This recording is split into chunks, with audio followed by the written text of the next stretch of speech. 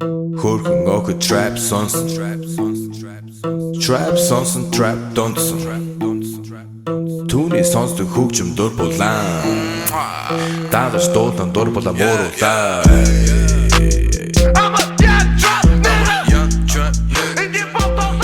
Hey everybody, welcome to a brand new MMA Roasted podcast. It's me, Adam Hunter. I'm here with Vinc from Pichel. CB Gold came to the podcast today, but then started throwing up in the parking lot. I'm not kidding.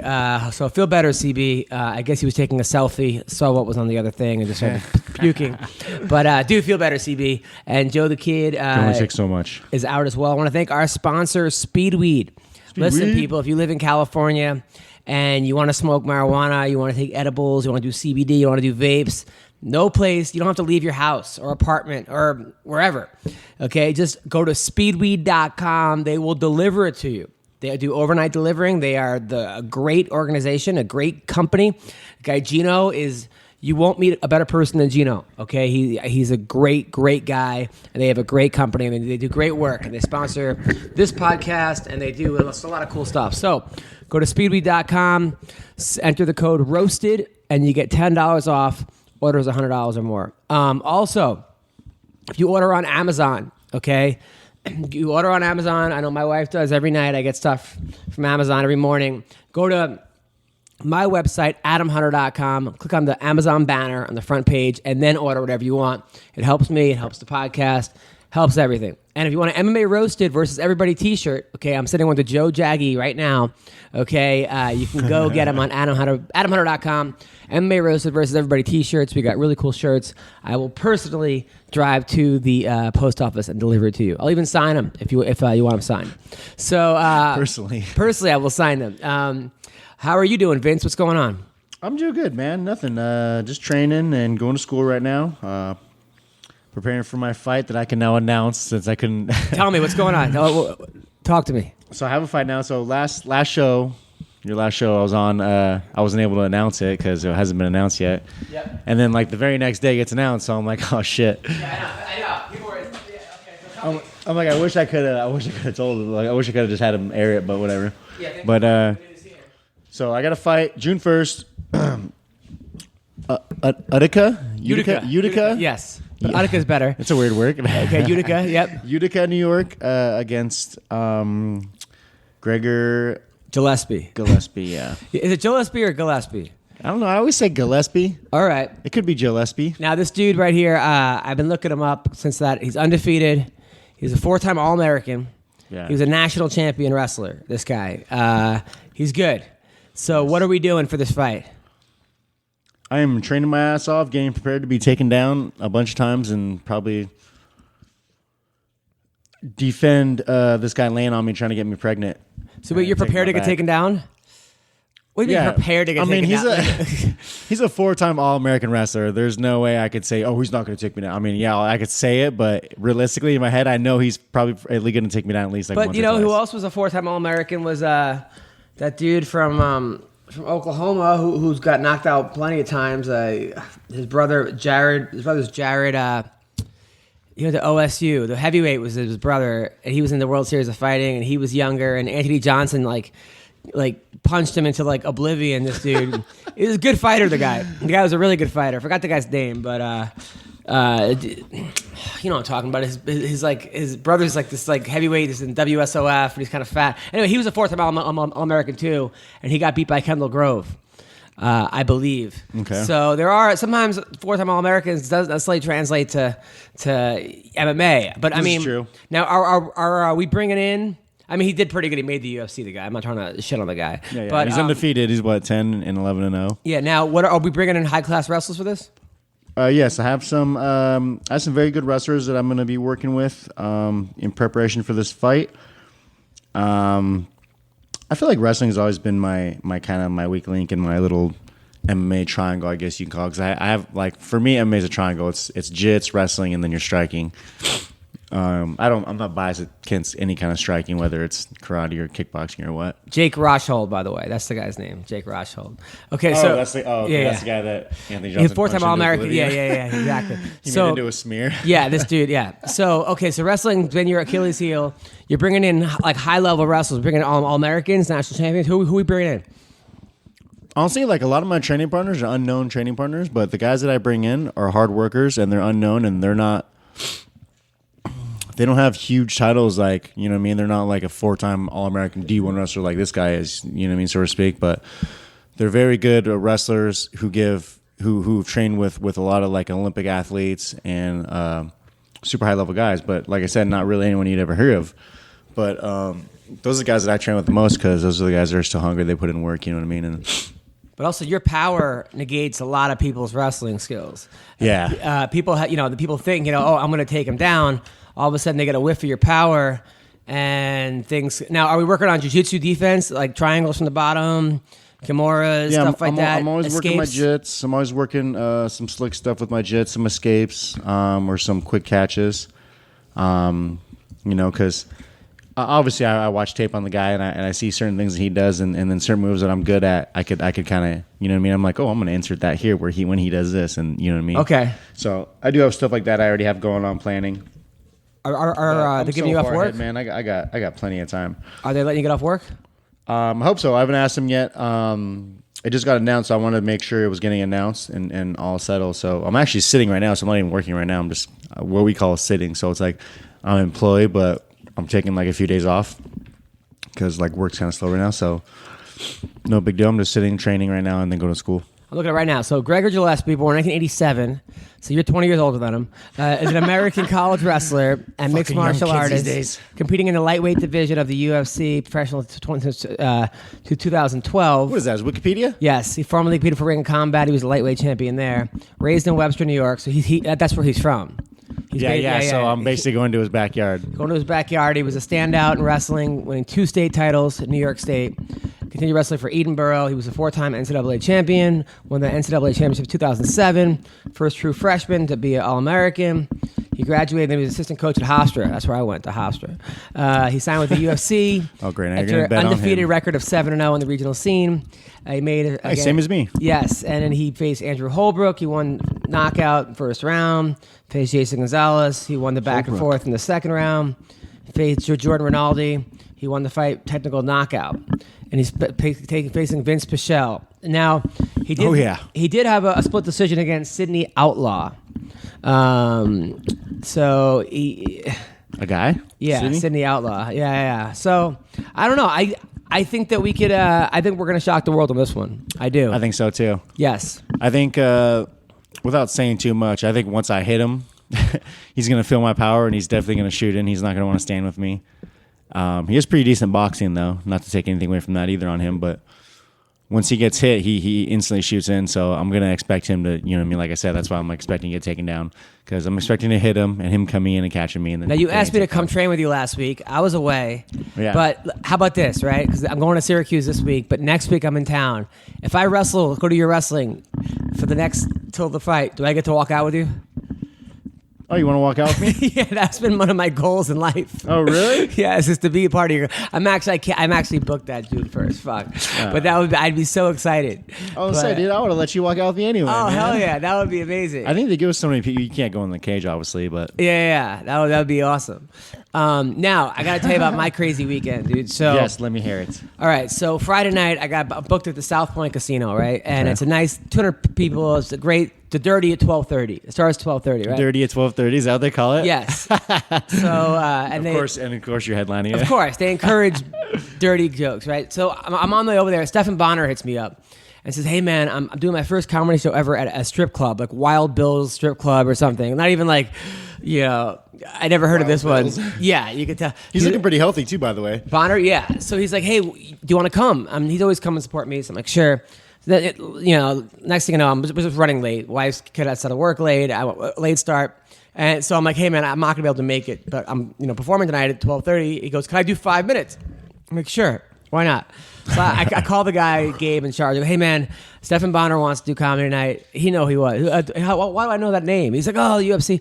I go, is he any funny? I go, well, I don't know. I have no idea whether he's funny.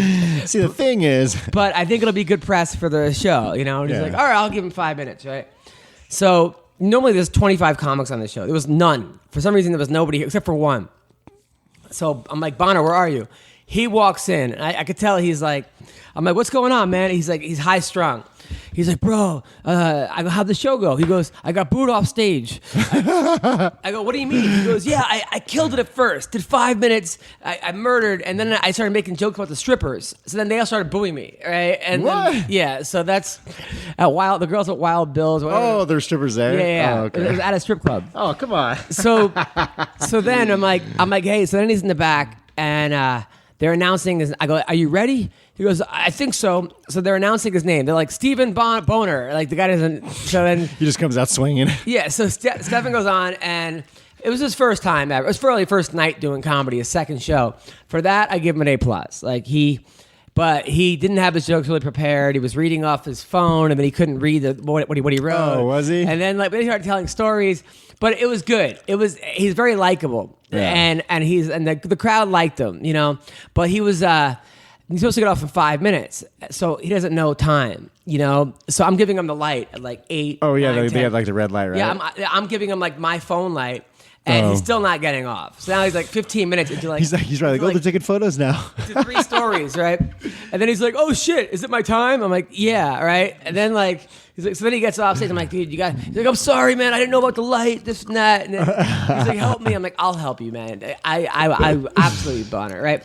So then at the end of the show, everyone taking pictures. I ended up getting a standing ovation. It was fucking great. Great show. I had a blast. Oh yeah. At the end, we're in the green room. It's me, Stefan, and this guy Mike Hammer, who's a magician, great guy, nice guy. And then like people are like leaving, and it's just me, Stefan. Is the magician doing comedy too? He does comedy also. He has his own residence downtown. So on Fremont Street. So this guy, sort of like this like kind of chubby drunk guy, sort of like makes his way into our conversation, like into our circle. And Stefan's telling the story about fighting Anderson Silva in Brazil and getting popped for steroids, all this shit, right? And the guy's like, man, you were the UFC. Man, you and Forrest, it's you. You're the UFC, right? Which is nice, right?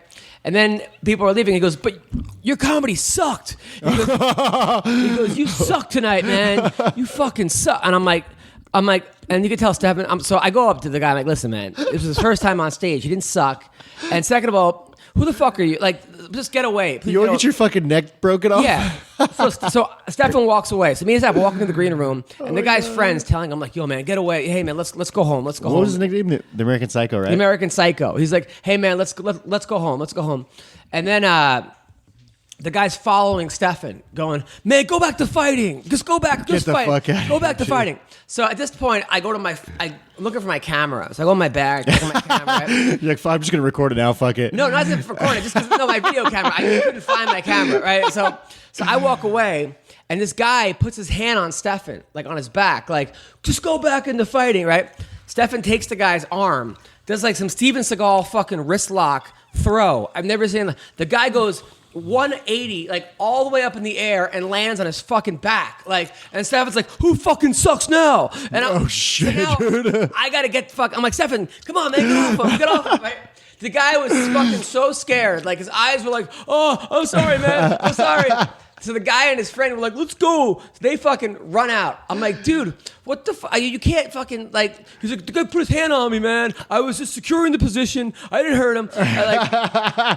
Securing the position. I was like, bro, you can't start throwing fucking people. I go, but that is the coolest thing I ever fucking seen in my entire life. I'm telling everyone that story. But holy shit. I never saw anyone, like, you watch the Steven Seagal movies where he just grabs the guy's wrist and throws him. You're like, that would never fucking happen. There's no way. This happened. I saw him do the Aikido. Steven Seagal is real. Holy shit. Dude, this Stefan Bonner just fucking tossed the guy on his head. The guy, I mean, it was a perfect landing, too. The guy landed flat in his back. His eyes are like, he's scared as fuck. God. I couldn't believe it. And the thing is, I would have, if I would have done that to somebody, I would have been like cheering or like, holy shit. He was like, you could tell he felt bad he did that. He kind of felt bad he had to do that. But he's like, I hate these people. They think they could just yell, you suck at me. First of all, why the fuck are you yelling at a UFC fighter, you suck? I know. Or anybody, but especially any kind of fighter, like.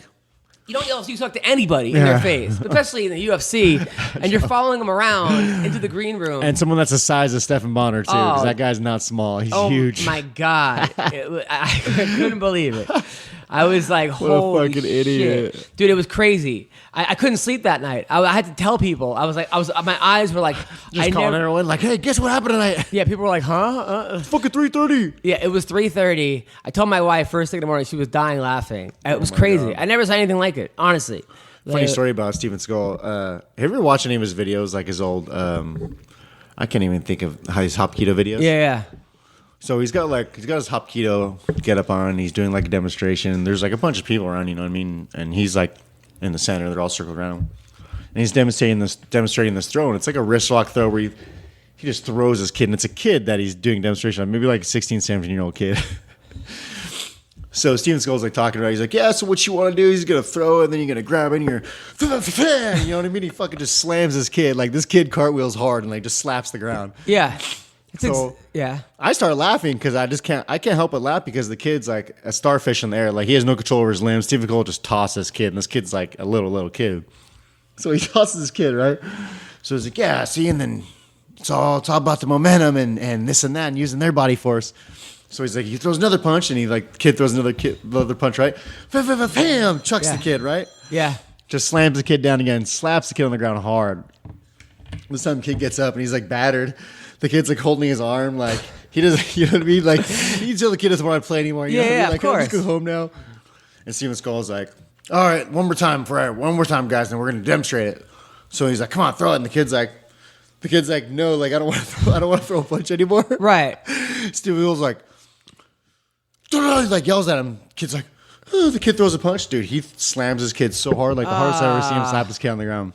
I'm gonna find this video. And What show a it fucking to you. Steven Seagal. You just hear horror stories about how like nobody wants to do movies with him because he actually tries to hurt all his training partners. Yeah, he's an asshole. But then like Josh Barnett was like, I dare him to do it to me. Like, that's not gonna go down. I know, right? You know, it was crazy. So anyway, so Saturday we go to the fights, right? And you know, I got hooked up with great seats. I mean, like the best seats. You know, I'm like right behind Demi Lovato. So my wife's all excited, you know. Oh, yeah? Demi Lovato's there, and like next to like Tell her I said hi. a bunch of I did 100% told her that. So Brian Caraway is like, I think he's the second fight in. Brian Caraway is fighting. He's fighting a good guy, who's 9-1, guy who just beat Terrion Ware.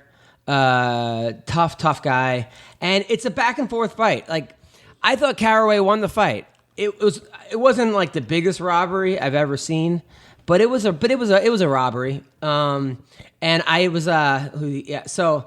And I felt bad because I wrote a joke earlier in the week. I said, you know, Miesha Tate and John Jones were feuding. I saw that. I got to take Miesha's side. You know, Jones put drugs and coke in his body, and the only bad thing that, you know, Miesha put was Brian Caraway. And then Caraway writes like, wow, right? So like, You responded to it? Yeah, he responded. So then I wrote him like, hey man, I hope you're not upset about this. He's like, no, absolutely not. He's like, I don't care, man. He's like, I know you're a good guy, and you know, and I'm like, you know, and you could tell Caraway was nervous about this fight. He fought Cody Stamen, but Brian Caraway is one of these guys that is so much better than he thinks he is. It's like you could tell he's in his own head, thinking about how good. He even said before the fight, this guy like, you know, they keep putting me up with a guy really tough. No one knows who he is, but he's tough. And I'm like, Brian, you got this. And I thought Brian did win the fight. He got the takedown in the last round. He definitely won the first round.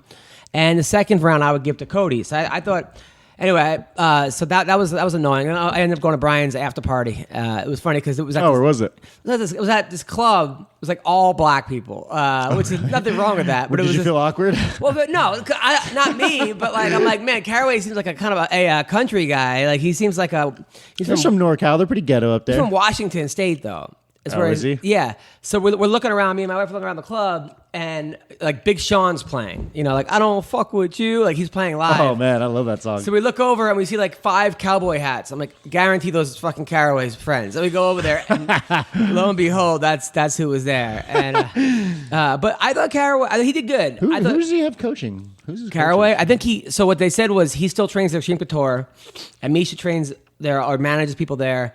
Misha's baby daddy She manages people now? Yeah, she manages Gina Danger, a couple other people. Oh wow, good for her. And she's pregnant. Yeah. And her baby daddy trains there also. And I guess it's kind of awkward, but they all, you know, Wait. Isn't she? She's not with Caraway? No, she left Caraway. When was this? Well, she's pregnant for 6 months, so I guess 6 months and 2 days. Oh my God. Yeah, she ended up, this guy from The Ultimate Fighter, nice guy. He's a good fighter, not a great fighter. I mean, Johnny Nunez. So Johnny Nunez. That's so familiar. So yeah, he's a good fighter, but he just hasn't had good luck in the UFC or getting on the show, or he lost to get on the show. But anyway, he was, and I called it because there was an episode where he lost, and Misha was like, "It's okay, baby," and like stroking his hair, and I was like, "Something's going on here. This is weird." And I said, "You're like, he diddles your fiddle." Something I said that on the air, and people were like, "Huh?" And then lo and behold, he's her baby daddy. Damn, that sucks. And they still train at the same gym. So Brian, but I guess I don't know. And then Caraway just lost. So, but yeah, he just lost. So anyway, so I said hi to Caraway. Came out, gave me the pound. Like, "What's up, buddy?" Give me the pound. Then Mike Pichel comes out next.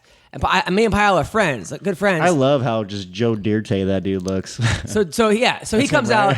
He comes out and gives me a hug because I have like I'm greeting people as I go into the cage, which it's kind of like I'm the only one in the section doing that. But like whatever, I don't give a fuck. I'm having a great time. But anyway, so Pichel goes out there, gives me a hug. Then he gets knocked out, right? Or he gets stopped, and he's pissed. I'm like, fuck, I gotta stop hugging people. Every time I say hi to someone, they seem to lose. You have their bad luck adding well, people. now I'm saying hi to other people who like the other guy. Like, to the guy you want to lose? Yeah, the guy I want to lose. Switch sides. Yeah, switch sides. But yeah, that was sad because Pichel, it was his last fight, and he retired, and he lost to Zach Otto, and I don't know, man. But he's 42 years old. He's had so many fucking fights. I didn't realize how old he was, honestly. His first fight was against Rampage. Yeah. At like 50 pounds heavier. He's like, fuck it, he like signed up. He's been around for a long, long time. Yeah, and the guy's a legend. He has nothing to prove. And honestly, in some ways, even though he got stopped, he got knocked out last fight, I would almost rather see a guy lose twice by knockout and say it's time to hang it up than a guy win barely and be like, oh, I can still do it, and then get completely fucking demolished. You know? I think it was, maybe it was him or Nate Quarry. Never mind, it was probably Nate Quarry. Never mind. So then, like you said, CB Dalloway, Hector Lombard is next, right? So this fight, they're going back and forth. In the first round, I would say CB was looking pretty good, but Hector was starting to land, right? So then... CB has been looking pretty good lately. So then the bell goes off, right? And then after 3 seconds later, Lombard throws a punch. In the first? In the first, after the bell, knocks CB out fucking cold. Oh, shit. Yeah, he comes, he doesn't know where it is. And then they stop the fight. So he loses by disqualification. No way. Now, Hector is pissed. He said he said this guy should have won the Oscar. And he did post the picture of him knocking him out, but turned the sound off on the post. So on Instagram, you just see him knocking the guy out. Oh my God. Yeah, I'm like, Hector, so you don't hear the bell? Don't hear the bell. Look, it was after the bell. Roy Nelson even, look at Roy Nelson's tweet, because Roy Nelson kind of did, he was in the middle of a combination though. And Big John McCarthy said the ref. Nelson said that? Yeah, the ref said 90% of the time. Only a fat bastard that has so obesely gorgy that he can't stop his own damn arm once it's in motion. well, every time they say... I mean, he was in mid-combo. Every time they hear, Nelson hears combos, he's like, I'll have a Whopper and 3 fries. So a 6-piece with the mash. Yeah, so what happened was, it's debatable because McCarthy said the ref did everything right except for... Is it Mark Smith, the ref? I think looks like it. I don't like that. Yeah, guy. Mark Smith. Well, he's an all right. Exactly. When I fight Jaquana, he was a little biased. Why? Because I wasn't black. But he didn't get in between them. That's what he didn't. Like, he should have said time. I'm watching it right and now. got in between them. All right, so right now Vince is watching. Oh, it was at the end of the yeah. Right? By the way, I love the fact that I'm explaining to the UFC fighter what happened in the UFC. The comedian is telling the UFC fighter what happened. It's a busy lifestyle, bro. I hear you, man. I know it's hard being on Tinder, and you're not even on Tinder. Like black people meet, or whatever the fuck you're doing. So. Yeah, black people meet, or what's the farm one again? Farmers Only. I love the farm one. Well, now there's Soul Swipe. What's Soul Swipe? That's for black people also. Oh. Yeah, it's not as big as like you would think. So, so it was 10 seconds. You could just watch Roy Nelson's thing. Roy Nelson does a whole thing about it. I'm fast forwarding. I'm in the last 30 seconds here. So CB Dalloway. So anyway, so that was that. People did think CB kind of exaggerated it, but Hector hits fucking hard. And until you've gotten hit by Hector Lombard, you can't really say, plus I don't know. It was hard. I feel bad because Hector's lost like now, I think 5 in a row. Oh, is it really? So, I mean, he's still in the UFC, so let's see. All right. Listen for the bell. He's watching. Ooh. That was good. Right, left. Oh, dude. Get the fuck. So what do you think?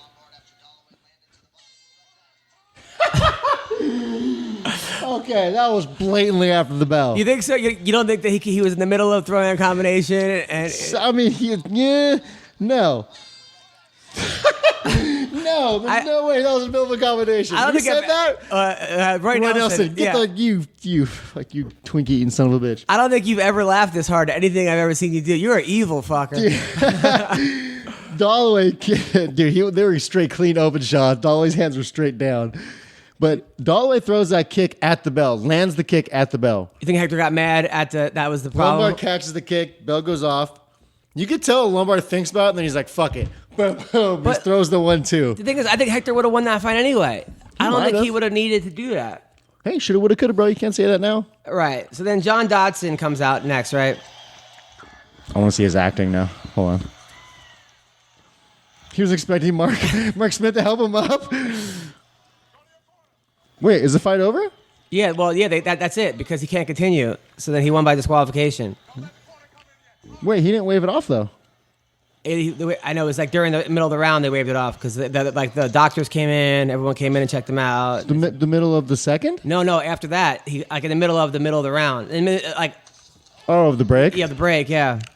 Oh, my God. What the hell? Okay, yeah. Dude, these referees, man. I mean, he should have been in the middle of it. That's what Big John said. You got to get in the middle of that. Yeah. But he said that Hector should have been disqualified. Woo! Dude, that was a good combo, bro. I can't help but just like admire the combo. Admire it, yeah. Just admire the cleanliness and just the crack of. Oh yeah, so that was that. So now the crowd's booing. But I don't know if they were booing CB or booing Hector. I'm not sure who they were actually booing. They were just, but the crowd. Half the time, I don't think they know either. Yeah, I never understand who they're booing. So then John Dodson fights next, right? And Dodson looked great in the first. I love John Dodson too. He's such a cool dude. So he fought Pedro Munoz, and he was doing great. But then Munoz kept kicking him in the balls, like second fight in a row. I mean, clean. Like Johnson, basically jumps for a Superman punch. And he kicks him right in the fucking balls. And how many times did you get kicked in the balls? I mean, the one was enough to and basically, this happened last fight too, where Dodson kicked in the balls, and he said if he throws, there's a new rule, because the girl who shit herself, that girl who shit in the octagon? Yeah, it's illegal to do that now. Now you can't shit in the Which, I mean, I understand that, but I don't, because it's like, I mean, I understand why they make the rule, but then again, I understand the fighter being you can't control it. Well, I understand shitting and pissing, but throwing up, why do they add that to that? Yeah. Because Dodson said his last fight, he was about to throw up, and that's why he was headhunting, because he knew he was going to throw up. Meanwhile, if I ever fought anyone in the UFC, I would just shit in the middle of the octagon to end the fight. If someone was you have to fight, Ngannou or something, I'm like, okay, no problem. Sign the contract. Fucking I would hold it in for a week, and then just fucking blast away, and everyone starts booing, and I'd drop your load, collect your check, and split. It'd be amazing. That'd be the best way to. So anyway, so Dodson gets kicking the balls twice during this fight, and then at the end he's up 2 rounds to nothing really. In the end, he's just kind of coasting and boxing and kind of running away. Oh, I kind of hate how he does that. But he won the fight, and I don't blame him. The guy got kicked. I even texted him hey man, I hope your balls are okay. Was it just twice he got kicked in the nuts? Yeah, but the first one was brutal. If you look up fucking Dodson ball kick, I mean it was really bad. I don't know. I think people are maybe enamored by he's so little. Like in midget porn, you want to see if the guy's dick is as big as regular. Maybe the fighters are trying to feel his cock out or something. But they is it really like he says? It was, yeah. He's Dodson hit me back. He's like, I know, I want to have kids. Ball kick. I'm just putting. Put Dodson Munoz ball kick. MUNHOZ kick balls or something. Kick balls 3 days ago. Here we go. Yeah. Gets kicked in the balls. Oh, Mark Smith, the referee again. Yeah, this dude had a tough fucking. Oh my god. Dude. Right? I mean, If he had a vagina, it would have got sucked in. Dude. Holy shit, dude. yeah. Yeah, it was like one after another, these fucking fouls. I mean, He was like off the ground. yeah. So that definitely changed the course of the fight. Can you hear the music that's along with this song? Yeah, well, some people are fucking sick and twisted. Listen to this music. Yeah, that's what, right. Why would you play that music? So after that, but Dotson was kicking the guy's ass before that. So I think people just like weren't even that mad that he ran away because people were like, he got kicked again in the balls after that. So then Alex Hernandez is fighting Beneil Dariush next. And then, but Dotson did say he's running the cage. He's like, "Hey, Adam," so and gave me. Oh, five. did he? Yeah, so he kind of broke the curse, which is good. Right on. So See, and it all started with that shout out. yeah, exactly. So Hernandez and Dariush, dude, Dariush, I was like, he's got this. The other guy's taking the fight on like 3 days' notice. Yeah. Beneil's a killer. They went fucking punch. He's on a tear too, isn't he? Dude, they went punch for punch. He knocked him out in 42 seconds. Damn. If you look at that fucking knockout, it was like, I thought Beneil was dead. And this dude was like, I'm here, taking over. I don't give a fuck. Line him up. I'm taking him down. I mean, this dude's for real. Alex Hernandez. Yeah, is for real. With a Z. Hernandez. Hernandez. Yeah, he knocked out. I mean, fuck. And like, I Why felt does it bad. always come 'cause up with a baseball guy, Alex Hernandez? I felt terrible because Benny's my friend, and I was rooting for Benny.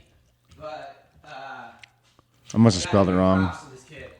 Alex Hernandez. Yeah, Beneil Dariush. You gotta give credit where credit is due because I did not see that one happening. I would have bet the farm on Benny.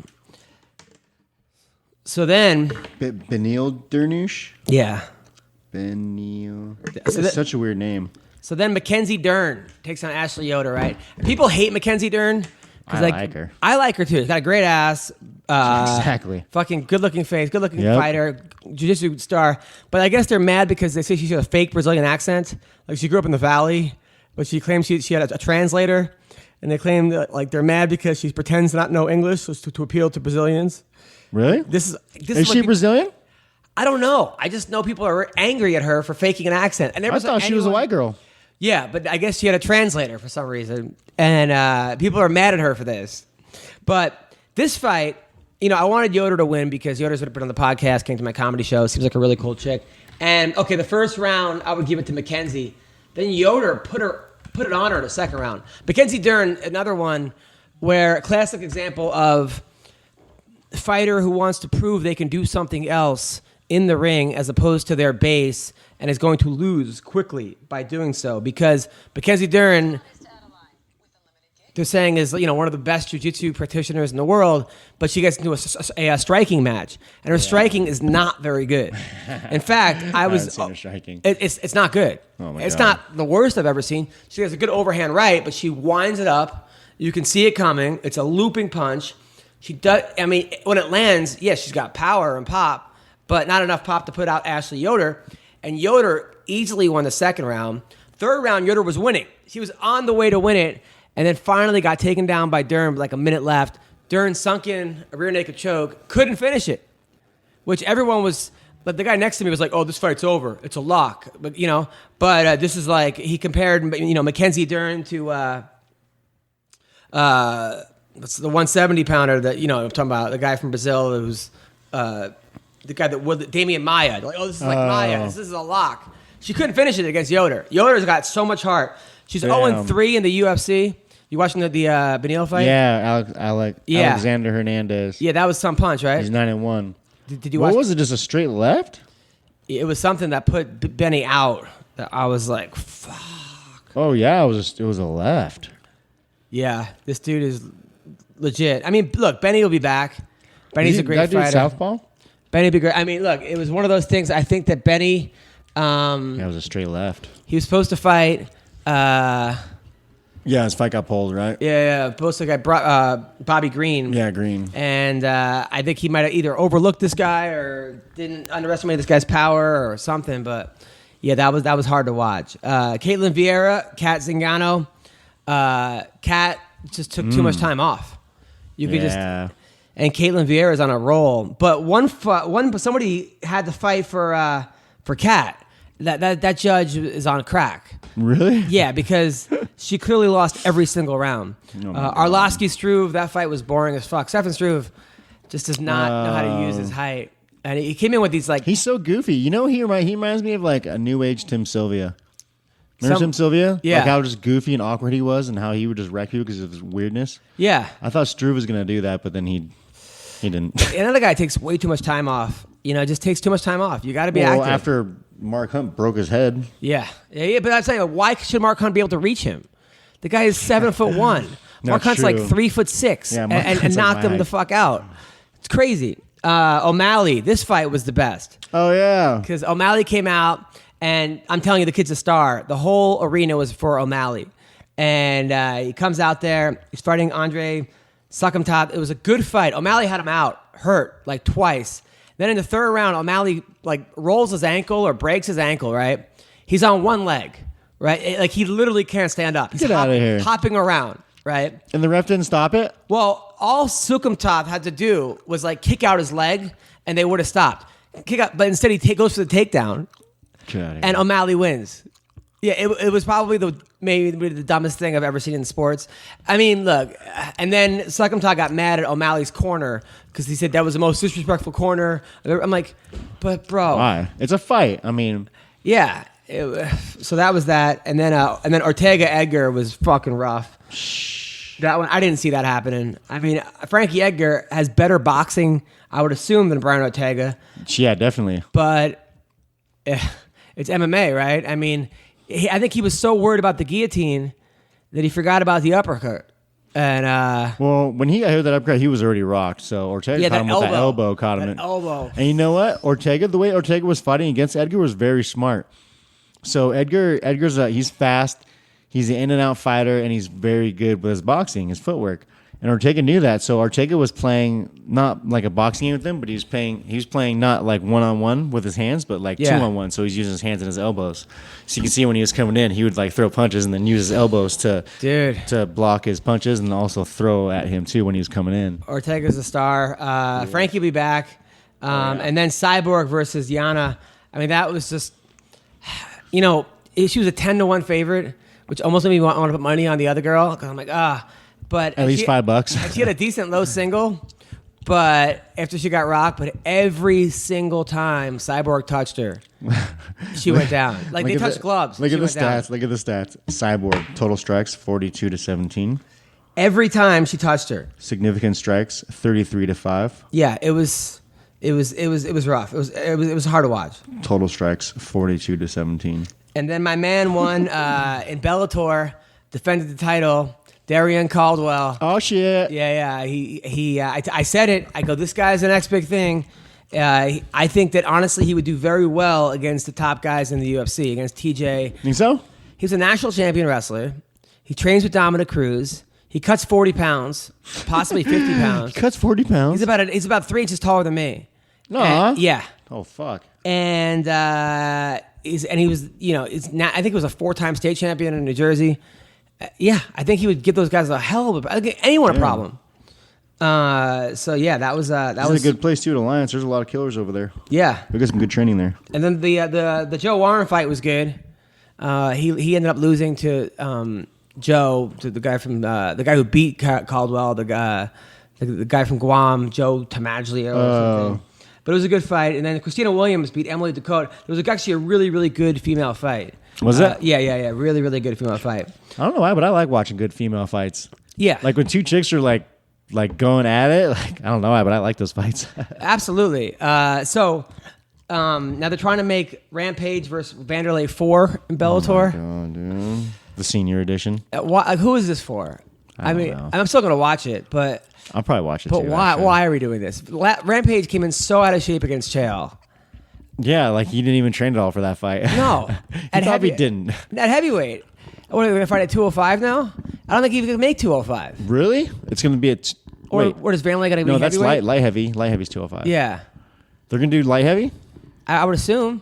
Oh my god. Right? I mean, Vanderlei's not a heavyweight. No, he was a middleweight, I think. He fought at 205. He did fight at 205, but I think wasn't he a middleweight? Because him and Franklin would get into it. Yeah. So and then of course Bellator signed Chuck Liddell, Chuck Liddell, I don't know if you've ever seen him. Like, Chuck. He is. What the fuck? I mean, Chuck is a hero and a role model and amazing, but he can barely walk. I mean, if you have ever stood next to him, he does not look very well. You could look at photos of him now, from then to now, and you can tell that like the toll that fighting has taken on that dude. Yeah, and I mean, what are we doing here? I mean, are we that desperate for? I mean, Darian Caldwell is like 10-1. He beat Joe Warren in a minute. He's a national champion. You have him. You have MVP, who's undefeated. You have Ed Ruth. I understand, like, monster. if Chuck Liddell's going to fight Rampage and those guys, like all the other older guys, but, I mean, he's not going to compete at the level. But what are we even doing this for? I mean, I understand that they're trying to get views on it, and then their philosophy is, okay, get people to watch it, and then throw in the younger guys. You know what they're trying to do is they're trying to get the first televised murder on air. And then that's fucking true. Get MMA shut down, basically. So Shevchenko called out Montano. Valentina Shevchenko will absolutely murder the girl who won the Ultimate Fighter. And I like that girl. She's Native American. I like her, and she's tough, but I don't see that being competitive. Let me see that chick. I like Valentina. Oh yeah, she's hot. Yeah. And she seems like actually a fun, cool girl. I like these Polish chicks. I think she's. I like foreign chicks. Yeah, have you ever banged a foreign chick? Yeah. From where? I'm not at liberty to say. Really? No, I'm just kidding. Oh. No, you're absolutely right. They view sex totally different than American girls, and they look at it. I don't know how. They're way more free, more fun. I mean, other than my wife, but yeah, 100%. My wife wants to have sex all the time. Like, dude. I don't know if this chick with the half-shaved head that's like fighting her is like turning me on or not yet. Lately, my wife wanted to have sex like 3 times in 1 month. In 1 month? Yeah, it's fucking killing me, dude. You're like, Jesus, we're married. What do you want from me? Yeah, it's like, what is this? 3 times in 1 month? Like, shit. By the way, real life struggles of the married man. By the way, we do have great guests on today. Oh, we do we? Yes, we have Max Payne. Max Payne? Yeah, you know who that is? Like the video game guy? No, and not the movie guy? No, Max. Yes, exactly. We have him. We have fake video game guys on. No, Mike's Payne, the guy that just beat Mike Perry. Oh, right on. Yes, and we also have Belal Muhammad, who's on a 3-fight winning streak. No clue who that is. Who called out Colby Covington. By the way, speaking of which, I got to tell you about. So my friend sent me this. So I guess Mike Perry's girlfriend and him broke up. After the fight? Just today or yesterday. Oh, was it because the horse race comment was it? I don't think she's banging Colby Covington. No, but oh my God. But this is Can you imagine it? First of all, her name is Platinum Princess Official, right? So wait, like her social media name, on right? Instagram. Not like her actual. You can't break up with a guy and then keep his nickname. You can't. So she wrote, Mike and I are no longer together. I wanted to. First of all, why are you telling Instagram this? Just break up with somebody, and I mean, come on. But when it's on social media, I just get my popcorn and just. Oh, watch. of course, absolutely, 100%. I goes. I wanted to explain what is going on because there are so many people who have shown us so much love and support and have invested into us. I felt like you guys deserve answers. All right. Well, nobody asked, but okay. I also don't want to get hundreds of comments on my photos out here like, "Where's Mike? Why aren't you together? Who's this guy?" Yeah, and such. I get that, but you know what? You can't put photos of you and him together and then get mad when you guys aren't together. Like, you started this Instagram page. Yeah. You know, but okay. I'm a huge believer in God and that everything happens for a reason. And everyone is in your life is there for a reason. Do I believe that? I believe in God. Everything happens for a reason? I don't know. I mean, like the Holocaust, like what was the reason there? I mean, there's a lot of things that I could say. Like when like little kids die of cancer. Like, is there really a reason for that? I mean, what's the reason there? I honestly feel like there's no reason for anything, but I tell myself all the time that things happen for a reason and they work out the way they're supposed to, just to keep my own. Whenever something bad happens, it happens for a reason. But like when a good happens, it's because you deserve it. I guess, which is for the reason also. But okay, I get it. Mike and I are not meant to be together in a relationship, but only to be friends and support each other through life. No one could ever know what happens behind closed doors. Well, I guess you guys can know. She beat him. No one. No matter how great things may seem through social media. We are human. Really? I thought you guys were aliens, and we all. mean, they make kinda look like mistakes. it. Yeah, that human actually fucking leaning towards the aliens. Mike unfortunately has a wandering eye. A wandering eye. She didn't even say wandering eye. A wandering eye. It should be a wandering eye. Wandering, But not she said wondering. Like, what the fuck is she wondering? Maybe she wanted to write whispering, but then got mixed between all three words. I think he's wondering why he fucking hired you as his trainer when you're yelling break his leg during fights and shit. Yeah, what the fuck? Yeah, and at this time, it wandered too far. Man, see, spell check is you got to use spell check. Does Instagram have spell check? I don't know if they have it, right? Instagram? Yeah, because you could write wondering. It's not like the app, but the phone should have it if it's a smartphone, which it should be if she has Instagram. Yeah, well, I don't know if they have anything smart in this relationship. Unless she's a fucking caveman. And I living couldn't under a rock. accept anymore. No physical cheating happened, but enough was said, and I hit a limit I couldn't return from. Okay, that's fucking weird. You know, like you hit. No, there's no cheating happen. What, the guy looks at other chicks? I mean, have you seen fucking Mike Perry? The guy's a fucking testosterone machine. I mean, He is, dude. If anybody, He's a UFC fighter. UFC guy with fucking eyebrow tattoos. He's got dreadlocks when he fights. Yeah, I mean, yeah. He's thuggy. That dude right there. I mean, if no cheating happens, I don't know. I mean, a wandering eye. Fuck. But yeah, because let's be real. Like in relationships, like I'll admit this. Like I don't cheat, but I've never cheated. But I do look at other girls too, because it's like, yeah, like if I see a hot chick, yeah, I'm gonna look. I mean, what do you must have said? Looked at a girl and was like, "Hey, she's hot" or something, and then he's probably trying to get her into a threesome. I mean, you're not saying that to fucking. I mean, Yeah. You know what's funny is that sometimes like I'll do the opposite. Like I'll see a girl who looks hot but like trashy or something, and I'll go to my wife. I'm like, Ooh, but I like that. Like look, yeah, me secretly, me too. But I have to go like, oh, look at that, and then my wife goes, like, don't judge her. Like, and she gets mad at me when I was just trying to like put my wife up in some way. You never win. If I'm like, oh, I'd like to fuck her, I sleep on the couch, and if I say, oh, look at that fucking beast, I'd be like, oh, really? Well, what if I get fucking that? It's like there's no winning. Yeah. Anyway, so no physical cheating happened, but enough was said, and I had a limit, and I couldn't return from. Well, you hit a limit. He didn't hit anything his last fight. I'm not mad. I don't hate him at all. I hope to remain friends. Yeah, good luck with this. Like, you don't hope to remain friends. First of all, a guy like Mike Perry, if he has a new girlfriend, which he probably will in like 6 minutes, his new girlfriend will not want him to be friends with her. There's no way. I feel like her whole speech is her writing it to her Mike. You know, If she's does that gonna make act sense? like this, and he didn't cheat, he might as well have just cheated. Like I hate, like I get shit sometimes like that. Like my wife, like sometimes, like some girl will text me something, or like my ex, something will text, and I'll text back, but I'll be like nice about it. Like anytime someone's like, "Hey, how's it going?" I always text back like, "Great, we have a daughter on the way, can't wait." You know what I'm saying? Like, letting you know that like I'm not interested, Yeah. or I'll respond back. But even that is like, well, why are you texting her back? I'm like, fuck. But anyway, I've gotten that shit too before. I don't hate him at all. I hope to remain friends and be someone he knows will always tell him how it is. And can always receive honest. Okay, then it just keeps going. So Tell him to kick him in that. What's she saying? break his leg. Break his leg.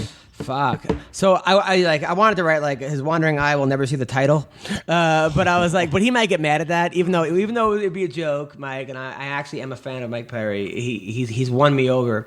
A guy like that might get upset. So I just said, I just tweeted, hey man, you can't blame the guy for looking for different trainers, you know, like so that way. You know. But anyway, so Mike Perry. Nice, safe joke. Safe joke, doesn't really insult him, and puts him up, makes her bad, you know, like those are the hardest but best jokes to do, are the ones where you like, look, every joke has a victim. You got to make fun of somebody, but if you could somehow do it in a way where it's funny and you're not really fucking hurting the person. Even the Caraway joke, look, all I said was the only bad thing she put in his body was Brian Caraway. Like, I thought that was a good joke. and it's like, what? I'm calling you a bad thing? I mean, that's not really. He's been called a lot worse than bad, you know. And plus, and if that's gonna hurt his feelings, I mean, he's got some real pride issues. it didn't hurt his feelings, and I knew it wouldn't because there's nothing like, I'm not calling him a douche or like, hey, you suck or anything bad like that, you know. You should. No, I happen to like Caraway. I do happen to like the kid, and I wish him nothing but luck. and in his future. And the guy like that, man, he should not have been on the fucking prelims. Neither should Mike Pichel have been on the prelims. Yeah, I wonder like, what their logic is now when they do that. Kat Zingano has lost 2 fights in a row. I guess they're trying to push up Caitlin Vieira, so that's why they put her on the main card. But I don't know. Anyway. Ooh, which is Caitlin the hot one? Caitlin's not bad. I mean, a lot of it is like these. Depends if you're into Brazilians, but they're both Kat. I've never been like that attracted to Kat, but she's an attractive woman. You can't. So Vince, how often are you training every day? I'm training every day. That's how often. Just like once a day, or like. Yeah, right now I'm just training once a day. I still got I'm 3 months out, so I'm not going too crazy with my training. I'm just staying in shape, just doing some mind stuff, just going over technique and stuff, just playing around, basically, just training, having a good time in the gym. Got it. Probably the start of April is when shit's gonna get real. Now, are you insulted that they gave you this guy? Are you like thinking that they're trying to like teach you a lesson, or are you like, fuck it, good, bring him? No, not at all. Yeah, I'm option C. Was that C or D? Yeah. At the last one. I'm like, fuck it, man. I just want to fight. I just like fighting, honestly. Like, it's the only real thing that I've ever had that's always let me just be myself and puts a smile on my face, no matter what I'm going through. And Gregor's a tough dude. He's undefeated. I'm going to be in his backyard, so I'm sure New York's not going to be too fond of me. But I'm stoked, man. I'm kind of excited for it. I need this. I feel like there's too much pressure on me for this fight, but there's definitely a good amount of pressure like any other fight. You got this, bro. Yeah, I'm stoked. You got this. You know who else has got this? Hold on a sec. I gotta call this guy Max Griffin right here. Max Payne. This kid's tough, man. He's also sponsored by Lana. Oh, really? Yeah. All right, calling I you believe now. so. Calling you now. Okay, cool. Oh, by Iridium? No. Lana's egg whites. Oh, Lana's egg whites. Yeah. What is that, by the way? Just egg whites. They just send you egg whites? Yeah, she sends me egg whites. Oh, nice. That's very nice of her. Yeah.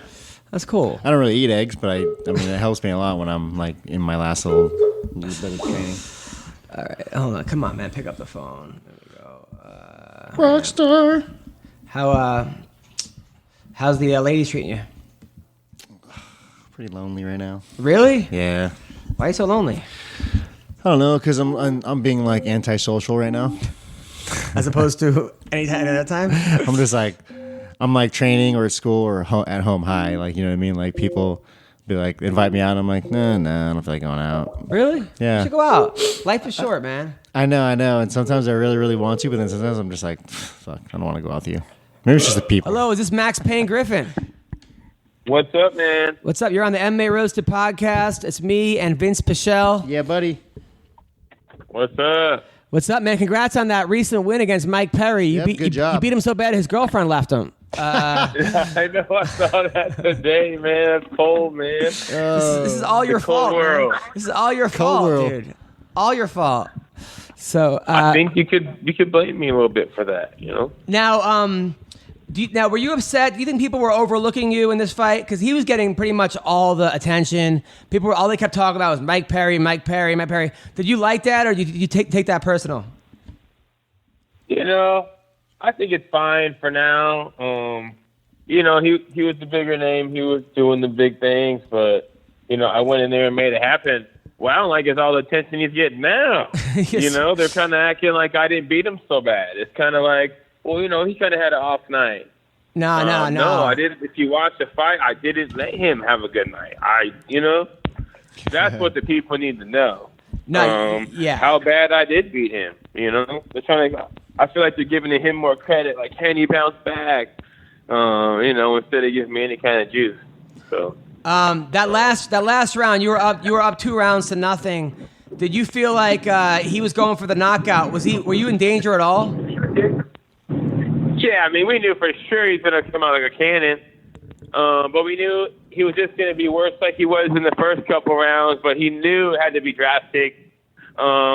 He threw some shots, They said I was rocked, but I wasn't rocked. I've been rocked before in fights, and I have no shame in saying I've ever been rocked.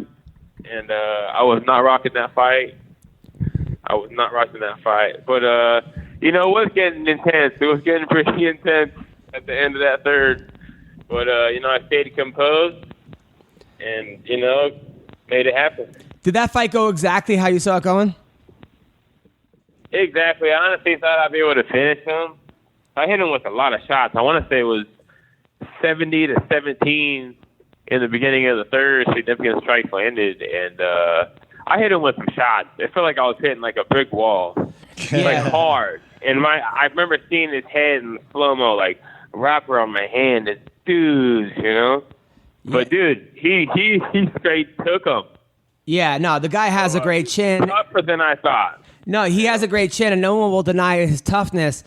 I'm not sure how far he will go just because of his fight IQ sometimes. I think maybe you kind of know what you're getting with him every time. And that, if you could figure that out, like you said, you were quicker, you were sharper, you were better, you hit him harder.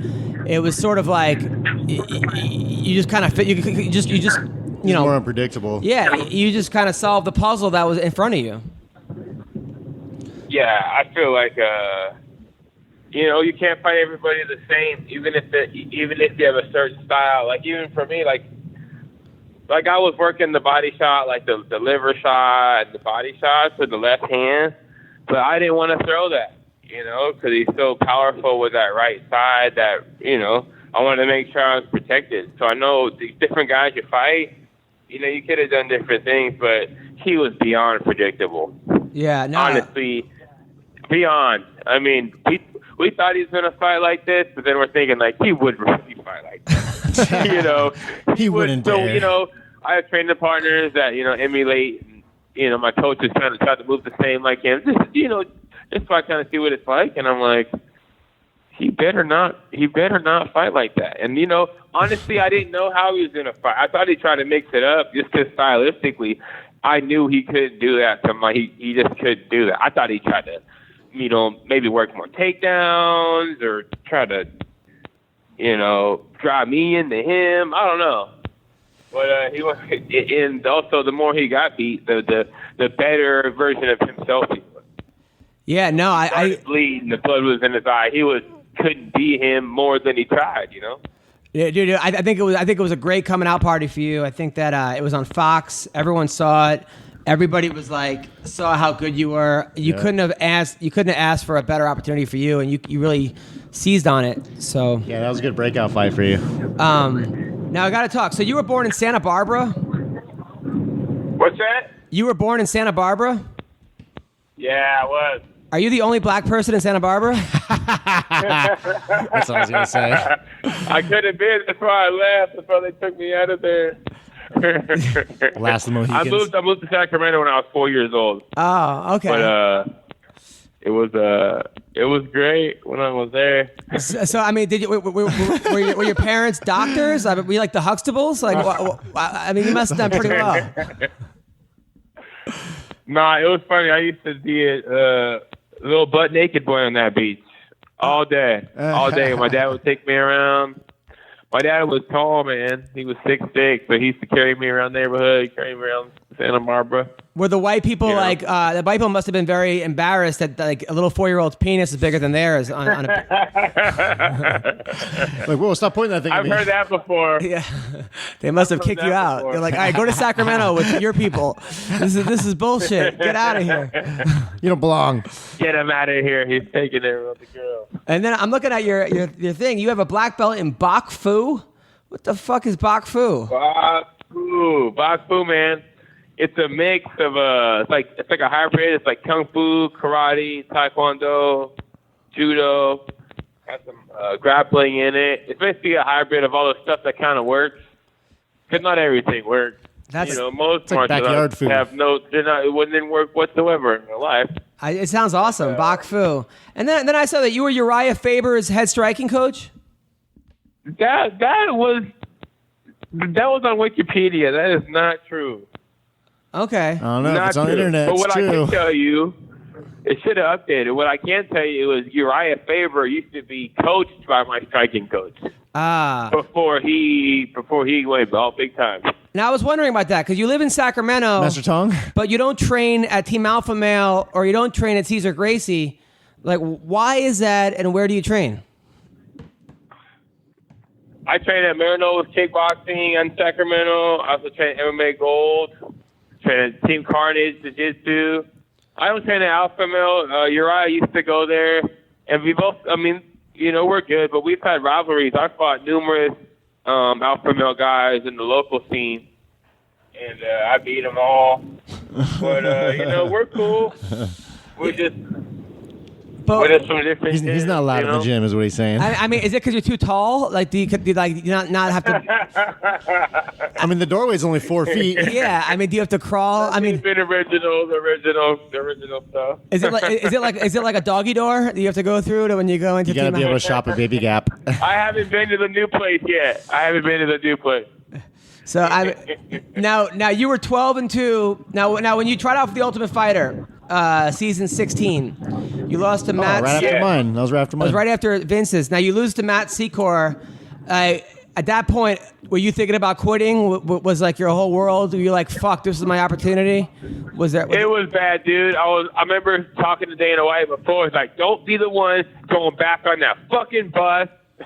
Yeah, he told us the same shit. Don't be the one. You don't want to be on that and bus. I lose, right? I'm like, fuck, I gotta get on that fucking loser bus, man. So when you were on the loser bus... I didn't want to get up. I didn't want to get off the mat, dude. I was devastated, bro. Devastated. Imagine how devastated you would be, Oh, you leave, you tell your friends you're going to Brazil for a few months, they believe you, and then you fucking go, I'm coming back. Fuck, man. Trip's over. You're such a loser, bro. But you didn't give up, though, man. You didn't give up. And look where you are now. A lot of people would have... It gave me some juice, man. It gave me juice, honestly. It was like, man, hearing Dana White and the coaches talk about how good I was on that fight was like, man, they like me more than the guys that won.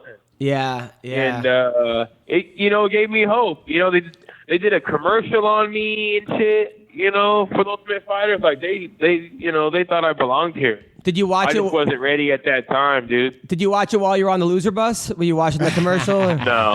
On the way back? I didn't watch shit. I kind of boycotted it. But then you finally get to the UFC, right? And they put you up against Colby Covington. That was your first fight. It didn't go as well. Did you know how good Colby was going to be? Was Colby that was a different Colby than the Colby now, right? Was he respectful towards you, or? Yeah, we're cool now. We talked a little bit after my last fight. He said, good win to get that money. But yeah, the first fight, it wasn't my night. I was so starstruck in general. I mean, I thought I was fine, but looking back, being home after the fight, I didn't even think it was all real. Seeing Connor walking around, I'm signing posters with Rumble. I'm with all these guys, Bruce Buffer. You're like, you're fucking really here, dude. It was more, I was like a kid out at a ride, like at Disneyland. Like, dude, I can't believe this. Take a picture of this shit. Right. And I was never in the game. My mind was never. I even got back home, Sacramento. I'm sitting on my couch like, did this shit really happen? I didn't even believe it. It was like I was in some crazy thought process. But hey, I learned a lot. I wish Kobe the best. And we'll get it again. We'll go at it again when I'm ranked and up in the rankings. I think he'll be champ one day. Well, but look, I'll be back up there, I mean, you came back. I'll be back up You beat Eric Montano in 1 minute in Mexico. That's got to be pretty awesome. What was that like? 1 minute of mayhem. Honestly, it's validation. Because I went back to UFC lost. Like, oh my God, I can't believe it. And then I got serious. I was like, dude, it's still a fucking fight. It's still a fight. Yeah, this shit's going on, but it's a fight. And to fight the Ultimate Fighter winner and go out there and just smash him was like, I could do this shit, It was like I belong here kind of thing. Absolutely. Then you lose to Alaya Zusku. Isn't that the girl from Bring It On? Yeah. Eliza. So Santos Zaleski, I could just say his name after fighting him for forever. Right. Was winning that fight, man. Got hurt in the first. I mean, I lost the close decision. Got fight of the night. That was like a near-death experience kind of fight, you know. Well, I mean, and then but that shit got me this fight. Yeah, right. This fight, you go out now. Here you are. You're fucking killing it. You're married to your high school sweetheart. That is pretty damn awesome. At the same time, you must be missing out on so much pussy right now. It's kind of funny. I mean, we're divorced now. He's not missing out. Oh, good. All right, good. Thank God. Good. I was gonna say, man, what are you out of your mind? Who gets married? Yeah, marry your high school sweetheart. You're a black guy in the UFC, fucking good-looking guy, killing it. So come on, man. You guys used to walk you around naked, showing off to all the girls. Yeah, your dad at 4 years old was like, look at my kid's dong. So, you got it for me. But no, are you half black? Like you could be half black. Yeah, I'm half black. My mom's Sicilian, like Italian. Yeah, I know and that. My dad's black. Nice. Where did they meet? Yeah, where did they meet? They met in the East Coast. I want to say New Haven, Connecticut. Yeah, I've been there. Is your dad an athlete too? Yeah, he's tall. He plays basketball. You know, he's good. Like pro basketball? He was gonna, then he got in trouble or whatever. You know, he was good. He played college ball. So why did you and your wife get divorced? Your ex-wife? Your high school sweetheart. You know, when it wasn't right. It wasn't working anymore. You know, you got to be happy in your life, and I wasn't. You got to be happy with who you're with. Life's too short. Now, Orlando, did you after you beat Mike Perry, were you slaying box? I mean, they must have been all over you. No, my girl was there. We had a good time. You know. This is before the wild, incident. Though. It's getting pretty crazy these days, man. Believe it. Who's your girl? Her name's Anastasia. Oh my God! Where does she dance at? No, yeah, kidding. That's no, name. What does she do? You don't dance. She works. She works a little corporate life. Oh, nice. And did you? Where'd you guys meet? Where'd we meet? We met at work. At work? Yeah. At the gym? No, my old job. Oh, what's your old job? Yeah, what is this? The plot's thickening now. Look at me just digging in the tunnel. Yeah, where'd you used to work? You're like my son. Wait, what's your old job? No, I used to work in corporate America. Oh, nice. At Blue Shield of California. Oh, look at you. Oh. And you were banging the girl at work. Look at that. All right. Banging his boss. Hell yeah, that's how we got a raise. Well, look at you, man. Dude, you're killing it. Max Payne, you're a great father, right? You got a little 7-year-old, 6-year-old? Yeah, got a little Julian. Nice, Julian. You know? And you got a nice girlfriend now, and you're up and have they offered you any more fights since your last one? Yeah, we're talking about getting paid first, because that was the last fight of my contract. There you go. So I think it's a good last fight to have on a contract. Yep. Yes, sir. It could be different than the other way around, you know? Look at that. All right, hey, cool. You guys still want me? Nice. Well, listen, I'm going to be in Sacramento April 4th at Laughs Unlimited. I'd love Were you? Yeah, I'd love to have you at the show. Come support the comedy. January, February, March, April. Next month. Yeah, if I'm in town, I'll totally go. The last time you didn't get back to me, so this time you better come, man. That was a no. Yes, sir. Yeah, yes. All right. And listen, man, I'm really happy for you, man. You see? Oh, by the way, so when Perry tries to pull down your shorts at the weigh-in, right? Oh yeah, what the? What were you thinking during that? You know, I don't know what I was thinking, but I know he didn't want to do it. You know, that's what I do know. I heard him talking after, like I couldn't do it. You know, I couldn't do it, talking to a girl or whatever, you know. Maybe she dumped him because of that. Maybe she wanted to see what you were packing, and then, Yeah, maybe that's why she left him, huh? Yeah. Huh? Who's your new girlfriend? right, exactly. Yeah, his new girlfriend is his new girlfriend's a horrible trainer. Now, when you were fighting Perry, did you hear his girlfriend yelling, "Break his leg"?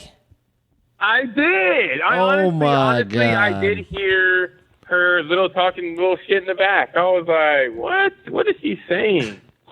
You know? Yeah, I was thinking like you better not fucking try to pick my fucking leg. You're like, yeah, with what? What does he got? When she was saying that, Like, what the fuck? Better fucking not.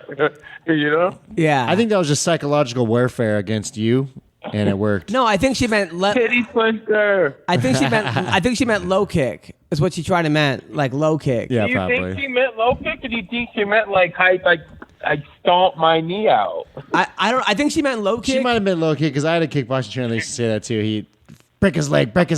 I think she meant low kick, honestly. But there are ways to say it, like you know, like punch him in the face doesn't mean like make his face explode, or you know, just fucking like Make him bleed his own blood. yeah. If my coach said to break his leg, he'd mean to break his leg. Yeah. Like, go break his leg. Yeah, you know? that was ridiculous. Well, listen, Max Payne, Can't believe she said that shit. thank you for coming on the podcast. You're a great dude, and keep up the good work, man. Yeah, good job on your fight. Thank you guys. Let me know when you publish it, and I'll share it, get it out there. Absolutely, man. And I'll see you April 4th. April 4th. Thanks, Max. Yep. Take care, man. Later. Oh, yeah, man. Peace. All right, that was Max Payne. How funny it would be if like Mike's girlfriend leaves him and then ends up with him. Max Payne. That I can see that happening. That's what happened. Didn't happen with Travis Brown. Wasn't it Rhonda? No, you're thinking of Tito and No, but didn't Rhonda?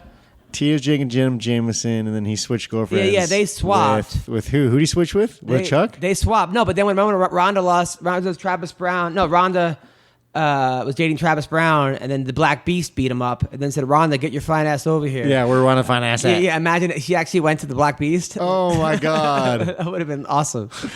did you see the interview he did at his last fight? Oh yeah, he goes, "I'm going deep." Yeah. They should make his own condoms. Like when you want to go deep, Black Beast condoms. The fucking name is perfect too already. The black. Yeah, I'm actually writing for the MMA Awards again this year. I got some funny ideas. Oh yeah, tell me about that. That's Yeah, awesome. Yeah, excited. But yeah, man. I love that dude. He kills me. He's funny. What a funny guy. He's so cool. He's just such a lighthearted guy. Were you the one who saw him eating ribs backstage? Is that you? You actually that's when we were in Auckland. We fought in Auckland. you actually saw him eating chicken wings? He had a full blown rack of ribs on a fucking plate in the back, eating it. Not even 5 minutes before he Might even fight before his fight. 5 minutes. Yeah. And then he had to take a shit. Basically. Someone, I don't know who, but someone apparently took photos and was posting photos of him eating it. He was like hiding in the corner eating it, like no one fucking could smell the ribs. You know what I mean? Like we're all back there in this one little area. You know what I mean? Like, And he's eating ribs. And no one said to him, "Hey man, you got to fight in 5 minutes." Probably not the best idea. yeah, I mean, well, no one said shit. We're all looking at him like, okay, guy, like, Yeah, who's gonna say that to him? yeah, right. Like maybe you shouldn't be eating a fucking rack of ribs right now. Yeah, and then he would have actually done. I don't know if he would have beat Mark Hunt, but having to take a shit and tapping because you have to take a shit is not the best way to do it. You know? Yeah, losing or tapping via shit. The Black Beast. You're right though. You're absolutely right. He is like good for the sport. I think. I mean, he's a nice guy. You saw what happened in Houston. He was helping out all those people. Oh yeah, Yeah. total good-hearted dude. What a character though. No. I mean, like, could you ever see like any other athlete doing that, eating wings on the side, like a basketball player eating a fucking plate I mean, of Butterbean shit. That's about it. I used to love watching Butterbean fight. I know, me too. I was actually watching an old fight of his the other day when he fought in MMA. You ever see his fight in the WWE? No. So the WWE for a second was trying to do like real boxing matches. Nah. Yeah, and they had Butterbean fighting it, and he took this guy's head off. Google Butterbean WWE boxing. Yeah, I guess the WWE was mad at one of the guys for something, and then they made him fight Butterbean as his.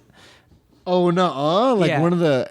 Oh no way! And then like that, Mark Gunn? like that. Yeah, look up Mark Gunn Butterbean if you want to see one of the worst fights I've ever seen in my life. I mean, one of the best. It depends on whose team you're on. That's a problem. just take this dude's head off. That's a problem now I'm having with going to fights. WrestleMania 20, they have real boxing matches. How do they even get that passed?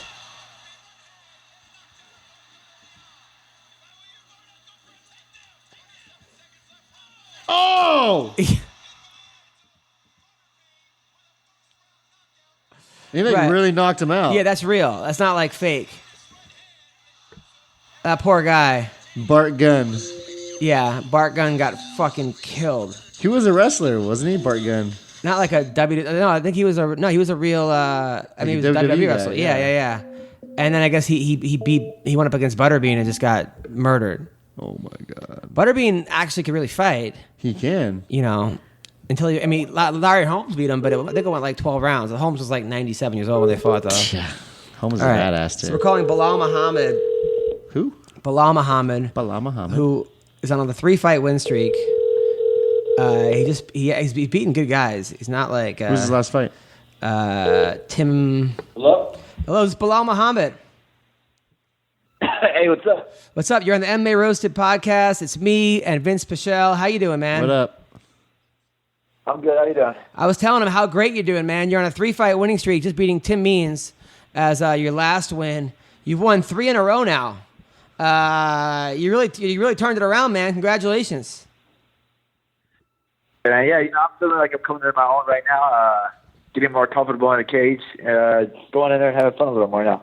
I mean, I'm not saying that you were like doing bad. I mean, you were obviously 8-0 before fighting Alan Juban. That was a very close fight. I was at that fight. I was worried because Alan was the co-host. And then you beat Augusto Montaño. You lost to Vicente Luque, who's a fucking monster. But then since then, you beat Randy Brown, Jordan Mean, and Tim Means. So yeah, man. What do you think the main difference has been? Honestly, I just went to I moved to Rufus Sport right before the Randy Brown fight, and I started training down there full time. Beforehand, I was like training in Chicago, but it was mostly like here or there, going around in different places and being around different people, and not really having like a full type of camp with a full structure to it. So now that I'm over here, I'm getting like full structure with great training partners, and I just have a good routine going now. Yeah, man. Well, I mean, it's really showing. The Randy Brown fight, he was undefeated. They were really hyping him up. They were like, because he was on that Looking for a Fight show. He was from Long Island, and you really took it to him. I think you surprised a lot of people in that fight. And then the Jordan Mean, another one. Was Tim Means your hardest fight, you think? Yeah, Tim Means is probably my hardest fight, man. He's one of those dudes where, like, when I first got into the UFC, I was like, I don't care who, I'll fight anybody, but I honestly don't want to fight Tim Means. Just because he, with his elbows and stuff like that, I was always just worried about his type of, his style. But then when they called me for it, I said, I forget it, because I had Jesse Taylor before that, and I was happy to fight Jesse Taylor because I know he was just going to go in there and try to wrestle, really not a striker. And then they told me Jesse Taylor got popped, and their replacement was Tim Means. But I'm like, damn, I really need a fight. And he said, well, it's either Tim Means, nobody else. I said, well, I'll just take Tim Means then. Taylor was the second guy who got popped trying to fight you. What is it with guys taking steroids before they fight you? They gotta get all juiced up to fight him. Yeah, what's up with that? Yeah, everybody got to get juiced up to fight me, man. Everybody's out here afraid. They see the swollenness on my Instagram, and they try to match it. Do you think it's the beard? Because I think the beard scares me. So it's the thickness of the beard. Now I gotta listen. I'm a Belal Muhammad fan. I like you, but we gotta call a spade a spade. All right. You came on the podcast about 6 months ago, and you told me CM Punk was beating everyone at your gym. He was taking down Ben Askren, and he was outstriking Anthony Pettis. Get the fuck out. Okay, that's what you said. Were you covering for him? Were you being a good friend? Why did you lie to me? Why do you lie to If me? we're calling a spade, that 6 months ago when I talked to you, that was right before my Steve Carl fight, and you said I was gonna get my ass beat. So that if we're going back. No, that was not me. That was that was my other co-host, CB Gold. I didn't say that. CB Gold said that. But go. It's all into one if it's on a show. Oh, bullshit. I never said that. CB Gold said See that. one, seen them all. CB Gold said that. And Steve Carl's a tough motherfucker. That was a big win for you, man. You actually stopped him. Steve Carl's a really good fighter. Congratulations on that one too. But what I mean, was CM Punk ever beating Ben Askren in wrestling? I mean, did that ever happen? No, honestly, like if you're thinking about it, like you got everybody's missing the point. Like everybody's coming at CM Punk like, oh, he had such a terrible debut and this and yada yada yada. But look at Mickey Gall after that. He sat there and he beat Sage Northcutt and he choked him out, and then that was another top prospect they were hyping up. So then he went and he beat him pretty easily too. So like, honestly, when I'm looking at it, that was just a bad matchup for CM Punk, his first fight. And then you're not even playing into the part that it was his first fight, first real fight. So like, he didn't have that amateur thing to get all of his juices out of there and all of his anxiety out of there first. Okay, like, so he was beating up Ben Askren. Any UFC fighter or anybody else like that, their first amateur fight, every single UFC fighter is gonna say they went out there like a street fighter and started throwing stuff around. And he really didn't get time to that because Mickey Gall just went in there because Mickey Gall, as you can see in the reigning ground fight, Mickey Gall has like no stand-up at all. So he was obviously afraid himself to do anything standing up. So he went in there right away and rushed in and tried to take him out right away. Right, but that's not what we're saying, okay? We're saying that you said, look, you have a law degree, okay? You do have a law degree. I looked into you. You went to a really good law school, and I appreciate this this argument, okay? But and look, I give CM Punk a lot of credit. The guy's got balls of steel. He walked away from the WWE. He's making a ton of money. He's like, I want to be a pro fighter.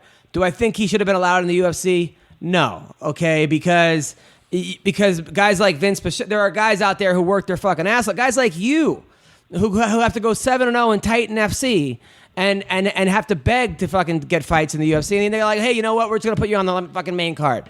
And that's but that's not his fault. It's the UFC's fault. I can see why he's like, fuck it.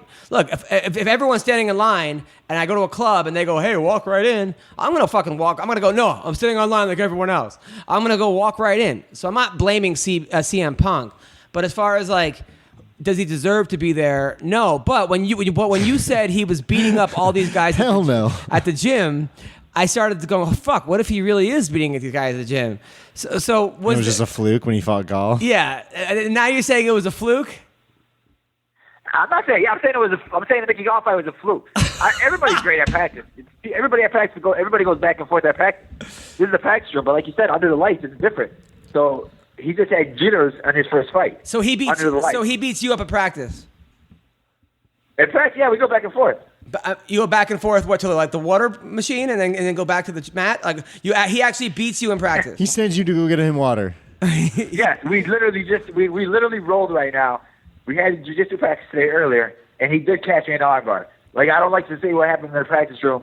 Whatever happened in the practice room stayed in the practice room, but he did catch me in the armbar. And like, he has talent. And you weren't drilling. Hated and stuff like that, still talking, but when he gets another shot into the cage, you guys will see a whole different guy. Now, I'm telling you, once you get out of that, after you get your first jitters out the way, your second fight, it's a whole different fight. Vince, are you buying any of this? Nah. I think it's all crap. But hey, man, look. Now, when he caught you in the armbar, was it like, hey, practice arm bars, and then he caught you, and then were you guys drilling, or was it live? It was live. We go live. We go hard in this gym, man. We got a lot of great guys here. And everybody's going live every day. He sounds like the ShamWow got him here right now. I don't believe anything that's coming out of his mouth. Is he calling him the fucking ShamWow guy? Well, I don't know. Well, listen, let's talk about you, man, because you're a fucking straight killer. After your last fight, you called out Colby Covington. You were very upset about Colby, about the way he's acting. What is it about Colby that really gets you so upset? Honestly, the thing that gets me so upset about Colby is like he sits there, tries to be funny and talk trash, but it's like terrible. Like all this stuff is like corny and like people are saying he has somebody writing his stuff for him, but the guy who's writing his stuff for him is even worse than him. Like when he says stuff, it's not funny, it's not entertaining, it's just garbage, man. It's just not funny at all. Like you can tell he was like that nerd in high school that always got picked on, and now he's coming out trying to be like the bully. Right. But it's just not funny at all, man. That's the only thing. That's the thing I don't like about him. How do you think you would do against him? I think I'd beat him. I think I'd beat him pretty easily, man. He's out there and he let Damian Maia piece him up a little bit. And I love going against wrestlers. I love making wrestlers try to shoot on you, and then when you defend a takedown, then they're stuck in your game of striking, and his striking is terrible. So I would love to piece him up. That's interesting because Vince right here, by the way, who's 9-1 in the UFC, 10-1? 11-1. 11-1 is fighting an All-American wrestler. The guy's a 4-time All-American, D1 champion, in Gregor Gillespie. Any advice for Vince? Oh, I already know Vince. Yeah, his last fight, I think he's going to piece the guy up. Gregory Wrestling's a beast, though. I'm not gonna lie, he's good, but I think Vince is gonna end up catching him on his feet. Yeah, that's right. So you got, here's a guy. Actually, Belal has a similar style to you because he doesn't really have a background in one thing. He's just tough as fuck, and then he's good at everything now because he didn't actually, right? You don't have an actual wrestling background or karate background or boxing, right? Yeah, no, I just have everything. I have a street fighting background. Yep, same here. He has a Chicago street fighting background, which is like probably the most dangerous streets ever. See, Vince is from Canoga Park. It's really nice. I saw porn stars there. This dude's from Chicago. Now, do you have a fight coming up? Has anything, Belal? Have they offered you anything? Nothing really. I went down to Vegas last week and Sean Shelby, and he just told me that I'll be on the Chicago card for sure. So we're just looking for an opponent now. That's Nice. awesome. Yeah. It's going to be a good card. That's June 7th, I believe, or June 8th. Maybe June 9th. The next week after mine. It's the week after yours. Who do you want to fight? I'd love to fight Kobe, but man, I was gonna look for Mike Perry if he won this fight, but he lost. Now I'm hoping to get somebody ranked. I'm looking for hopefully Cerrone if Cerrone's looking to fight somebody, or even like the winner of the Carlos Condit Matt Brown fight. Yeah. Or what about, we just had Max Payne on, who beat Mike Perry. Yeah, he just beat Mike Perry. So that'd be a good fight for you, right? Oh yeah, that'll be another good fight for me. Yeah, but I mean, honestly, I don't think he gained anything from beating him because Mike Perry has you already have the blueprint to beat him. Just move around and hit him and move. Like he does the same thing over and over. I think you just need to find a different gem to show him how to get in and use different styles to fight and get inside. I know. I think the guy's very stubborn, though. That's the only problem. Sometimes your stubbornness is what gets you there, but what also keeps you from going further. See how smart fighting is now? He's the other guy that fought him noticed the same thing, said the exact same thing about how Mike fights the exact same way every time. He never changes his style. Yeah. Now, do you train with Woodley at all? Yeah, whenever he has a camp, he comes down here for 4 or 5 weeks. How do you do against Tyron? Oh, we do good. We do good with each other, man. It's just great having a champ come over here and just showing you different stuff. I mean, we have heard it back and forth. I mean, that's got to be super inspiring on your part, though, right? I would think if you're going with the guy in your weight class who's the champion of the world, and it's competitive. I mean, you got to feel like $1 million afterwards. Yeah, exactly, man. You'll go to different gyms and I've visited a couple gyms and you'll see guys that are in your weight class that will be like, oh, I'm not gonna go with them because we may fight and all this other stuff. But Tyron Woodley is the guy that he'll show you some stuff. He'll teach you some things just because he's just that type of guy. He's not sitting there worried about. He wants somebody good to come and fight him. He doesn't want to sit there and be like, oh, I don't want to show this guy something. We're gonna be fighting later. So he wants you to get better. He wants to fight the best version of anybody. Now they're talking about GSP coming back. And people are floating the idea of Askren being his opponent. You train with Ben Askren. Or him fighting at lightweight too. How do you think that? How do you think that would go? Askren versus GSP. Man, honestly, I think Askren beats him. Askren's style and wrestling, and he's just relentless, man. And people underestimate his strength. He's honestly like a Khabib, where once he holds on to you, man, you're stuck. And then GSP's really not that good off his back, but I do think he'll be on his back because him and Askren can fight him. Yeah, man, you got such a good camp because you look at you got Woodley, you got Askren, you got Pettis. I mean, you got guys that are just amazing in their fields. It's just that's really good for you, Bilal. There's all top guys there. Yeah. Now, what yeah, man, exactly. Like I said, once I moved on here, man, it was just a whole different thing. Train with these guys every single day, and just get in their styles and learning different things from them, man. It just changes your whole game set. Now, what did your parents say? You go out, your parents are from Palestine. Obviously, Palestinian people, like I said, great people, but could be very stubborn. And here you go, you get into law school, you get your law degree, and then you say, you know what, Mom and Dad, I changed my mind. I want to be a cage fighter. How did that go in the Muhammad house? It didn't go good. It didn't go very well at all. My mom really hates it at all. My mom doesn't watch any of my fights. She'll watch it afterward to see the highlights or something, but she won't watch it in general. And after every single fight, she'll be like, "Is that it? Is that the end? Are you done now? Did you get what you wanted out of it?" That's what I always get too, for sure. Yeah, maybe one more. What about your dad? My dad, he's into the sport. At first he wasn't really into it, but now now he's starting to at least watch it now, and then like he'll come up to me and ask me different things about different fighters. So he wants to learn about it. He's getting interested in it a little more.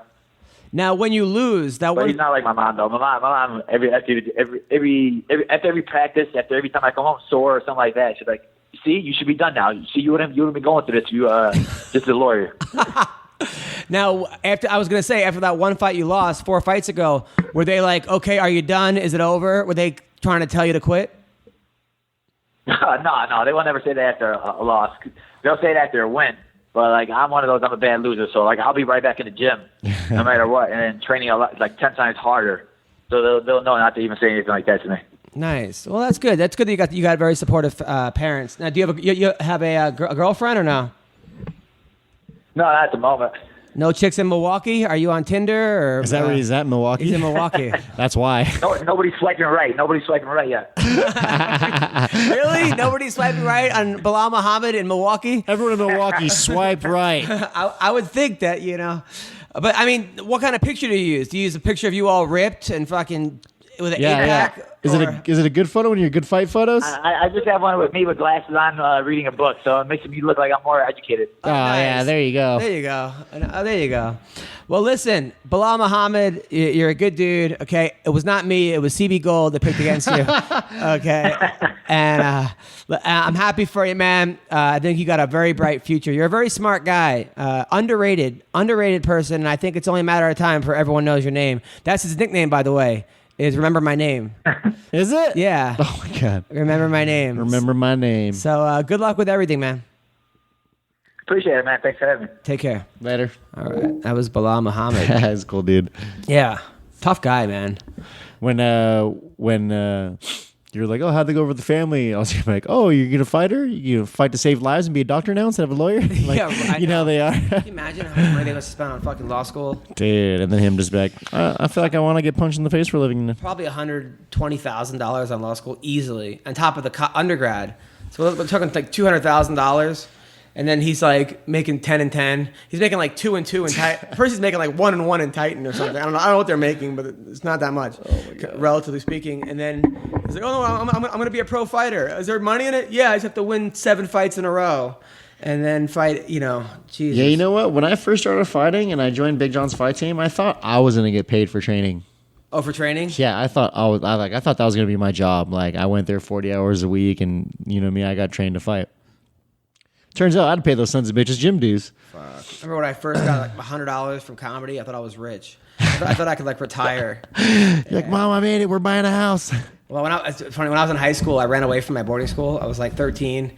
My parents sent me there, and I was like, fuck this place, because like I had to wake up at 5:30 in the morning and cut bananas for the whole school. That was my job, shit. and I missed it. And I said I was sick, and then they had me go out and shovel snow all day. Because you're sick. And it was in Maine. I had to eat by myself.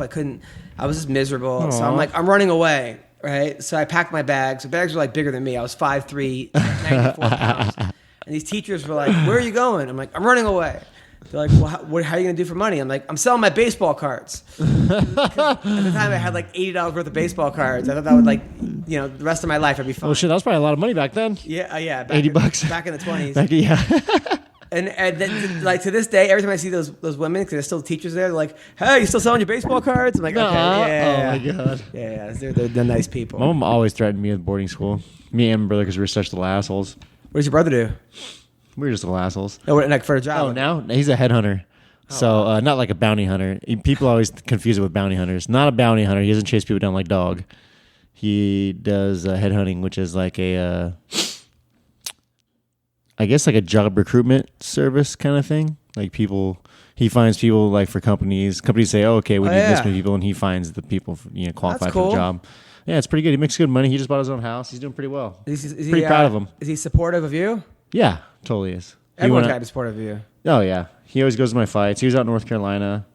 My brother's my best friend, so that's cool that Belal thinks you're gonna fucking smoke this dude. I think you will too. I think as soon as you touch him, it's just a matter of figuring out how to get to him. You know what I'm saying? Like just being patient.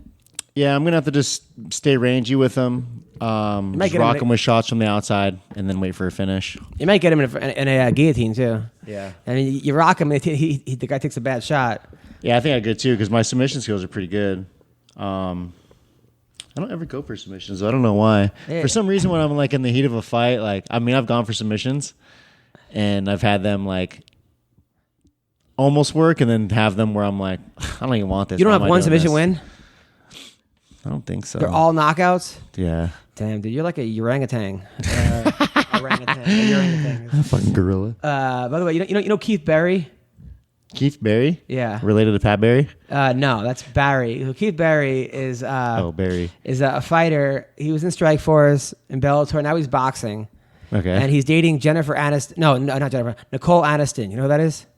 Nicole Aniston. Why is this? Is that a porn star? Yeah, one of the hottest Okay. porn stars. So he wants to come on the show. I'm like, why is that familiar? Yeah, she's smoking hot. They came to my show together, and I wanted to be like, "Oh, I've met you before. You just don't know it." But let's see if he picks. Hello? Up. Hey, Keith Berry. Hello? Hello, Keith Berry. Keith Berry. Is this Keith Hello? Berry? Hello, is this Keith? Yeah. Hey, what's up, man? It's Adam Hunter. You're on the MMA Roasted podcast. How are you? Hey, good. I know you called it off today, but I don't care. I want to talk to you anyway. How are you, You're man? the man. Good. I'm just driving back from training right now. I'm rolling up my window. Nice. Now, From where training? Now, Keith, you got you're in Vegas training, right?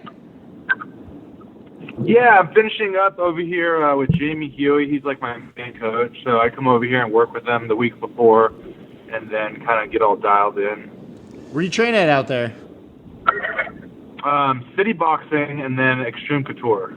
Nice. Now Jim Couture's still there. you're with Vinc Pichel, by the way, as well. Now, what happened with Misha and now? Are you a couture with Misha and Caraway and Johnny Nunez? Is it very awkward over there?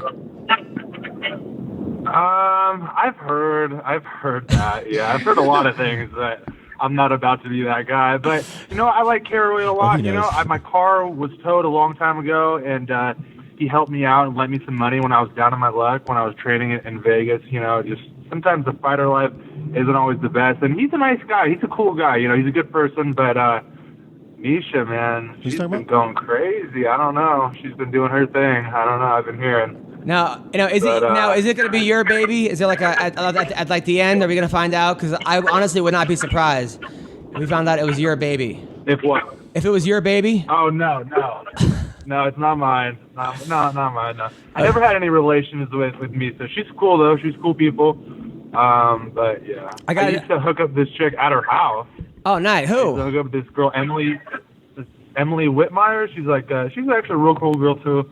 I met her at Extreme, and then she was staying with Misha, so I'd go over to Misha's a lot, and that's when Brian and her were living together. So, yeah. Yeah, she's pretty hot. So wait, so you banged Emily? Nice work. You know Emily? Yeah, she was Who? Emily Whitmire. She was on the Ultimate Fighter this year. Oh, it's that chick? Yeah, she's cute. Yeah. She wasn't on the Ultimate Fighter back then. She was just kind of coming up, but she's a tough chick for sure. Look at you. Now, by the way, so Keith Berry has had sex with every female fighter in the UFC, Bellator, and Invicta. High five. This dude, he can't even come to my shows. No. This dude, he's the most laid-back guy. He lives with Tom Galicchio and Smiling Sam. And you meet him, and he's like a nice, shy guy, but women go crazy over him.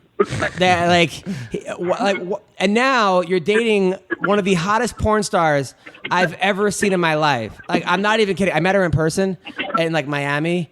She a lot of times porn stars, you meet them and you're like, okay, they're not as hot as they are in the videos or makeup or The camera adds a lot of beauty. yeah, something whatever, the load in their face is you kind of this chick is a fucking 10. Yeah, a 10. And every day, every time I go on porn, I can't even watch her on porn because fucking Keith Berry ruined it for me because I got to think of his cock in her. So thank you for ruining porn for me, by the way.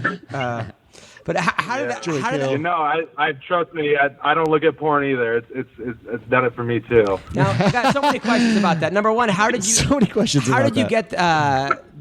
get Jennifer Nicole Aniston? Yeah, I've known her since 7th grade, so we kind of have a history.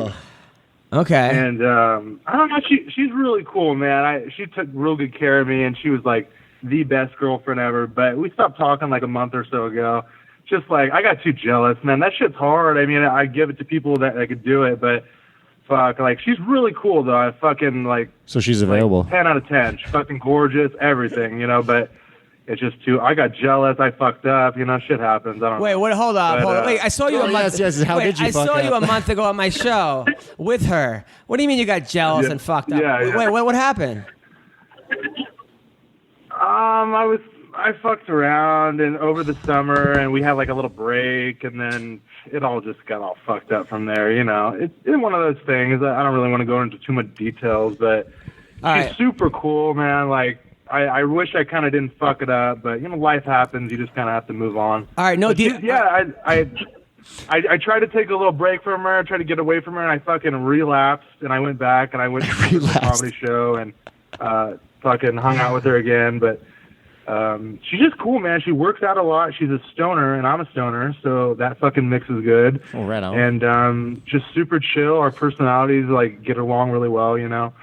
But when it all comes down to it, fucking, I'm just, you know, I just get too pissed, and I'm just too jealous. And she's at the top of that shit, and I can't be in all that, you know. Wait, hold on. Who did you cheat on her with? Angelina Jolie? I mean, who did you cheat on her with?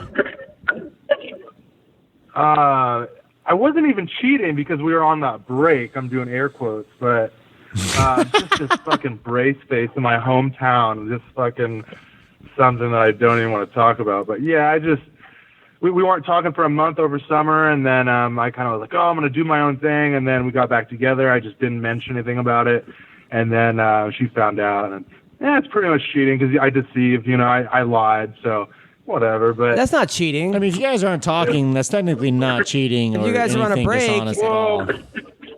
yeah, but when I came back together, I probably should have mentioned. Yeah, I was kind of like hooking up with this chick, and I just, you know, I probably should have been more transparent. But did she know the chick? No, she didn't know her. It was just some gym little groupie, you know, pro ho. And she wasn't banging out other dudes in this month of pro-ho. Not talking. That's so funny. All right, so, okay. Now, a lot of our listeners, though, okay, a guy like you, okay, because I know some of the girls you've hooked up with. We're talking about like probably half the girls in the 135-pound division, half the girls in the 115-pound division, and now a bunch of porn stars. Like... How do you do it? You're not rich. You know what? You're not even that good. Like, how do you get these girls? I just fell into it, you know, man. When I was 19, I lived in the Valley. I went to Northridge, and I lived with this chick, Randy Wright, and she would shoot pornos at my house, and I was 19, and I'm just like Tory Black, all these really big, well-known porn stars, and I just kind of met them all, and I was friends with them. And I never hooked up with any of them. And I just kind of was, you know, I was in. So I would get other hot girls because, you know, they see the attention from these porn stars. But, you know, I had a good gig going. But then, Nicole did me in. She's beautiful, man. I always think after I was done with her, I'm like, fuck, I'm not going to get anyone as hot as her because I really think for my type, she's fucking, like, gorgeous. She's like 10 out of 10. I can't get better. But, you know, it is what it is. Yeah, but also... having her fuck dudes on camera, that's got to get to you. For money. Right? Oh, yeah. Yeah, it'll get to you. Yeah, it'll wear on you. Yeah, mentally, and especially with fighting, man. You got to be clean, you know. You got to train every day. You got to think about what you're doing, and you clean your life. You want a chick, you know. Obviously, she supported me 100%, but in the back of my head, I'm like, she's going to work tomorrow, and you know what the fuck work is like. It's pretty crazy. So it's mentally draining, you know. So it's tough. Did she ever bring home other girls for you? No, she mentioned it and stuff, but I wasn't really ever into it. I kind of liked her, you know. I liked her a lot. She was, you know, and I still like her. She's cool. I've known her for so long. I know her more than just like this porn star that everyone sees, you know. Right. But no, right. Yeah. Got it. Now, and okay, so let's talk about the fight. You got a fight coming up this Saturday? This Friday, I'm boxing for a fundraising title, 175 in Irvine, at the Marconi Museum. Okay. Marconi Museum. Now, you're 4-0 as a boxer, right? No, I'm actually 2-0. 2-0. The last two opponents last year kind of pulled out, so this will be my third. So I'm looking to be 3-0. 3-0. They call you the KO Kid. You're fighting at 175. Now, who's your opponent going to be? Nathan Sharp Davis. He's out of Modesto. Tough kid. He's 2-0 as well. 2 knockouts. I'm 2-0, 2 knockouts. So it's for like a weird like suit and tie fundraising event. It's like a private event in Irvine. It costs like $2,000 a ticket. It's just basically to raise all this money for like kids and stuff, so they could open up like small boxing gyms in bad areas and stuff like that. How many ring girls are you planning on banging Friday night? 'Cause, All of them.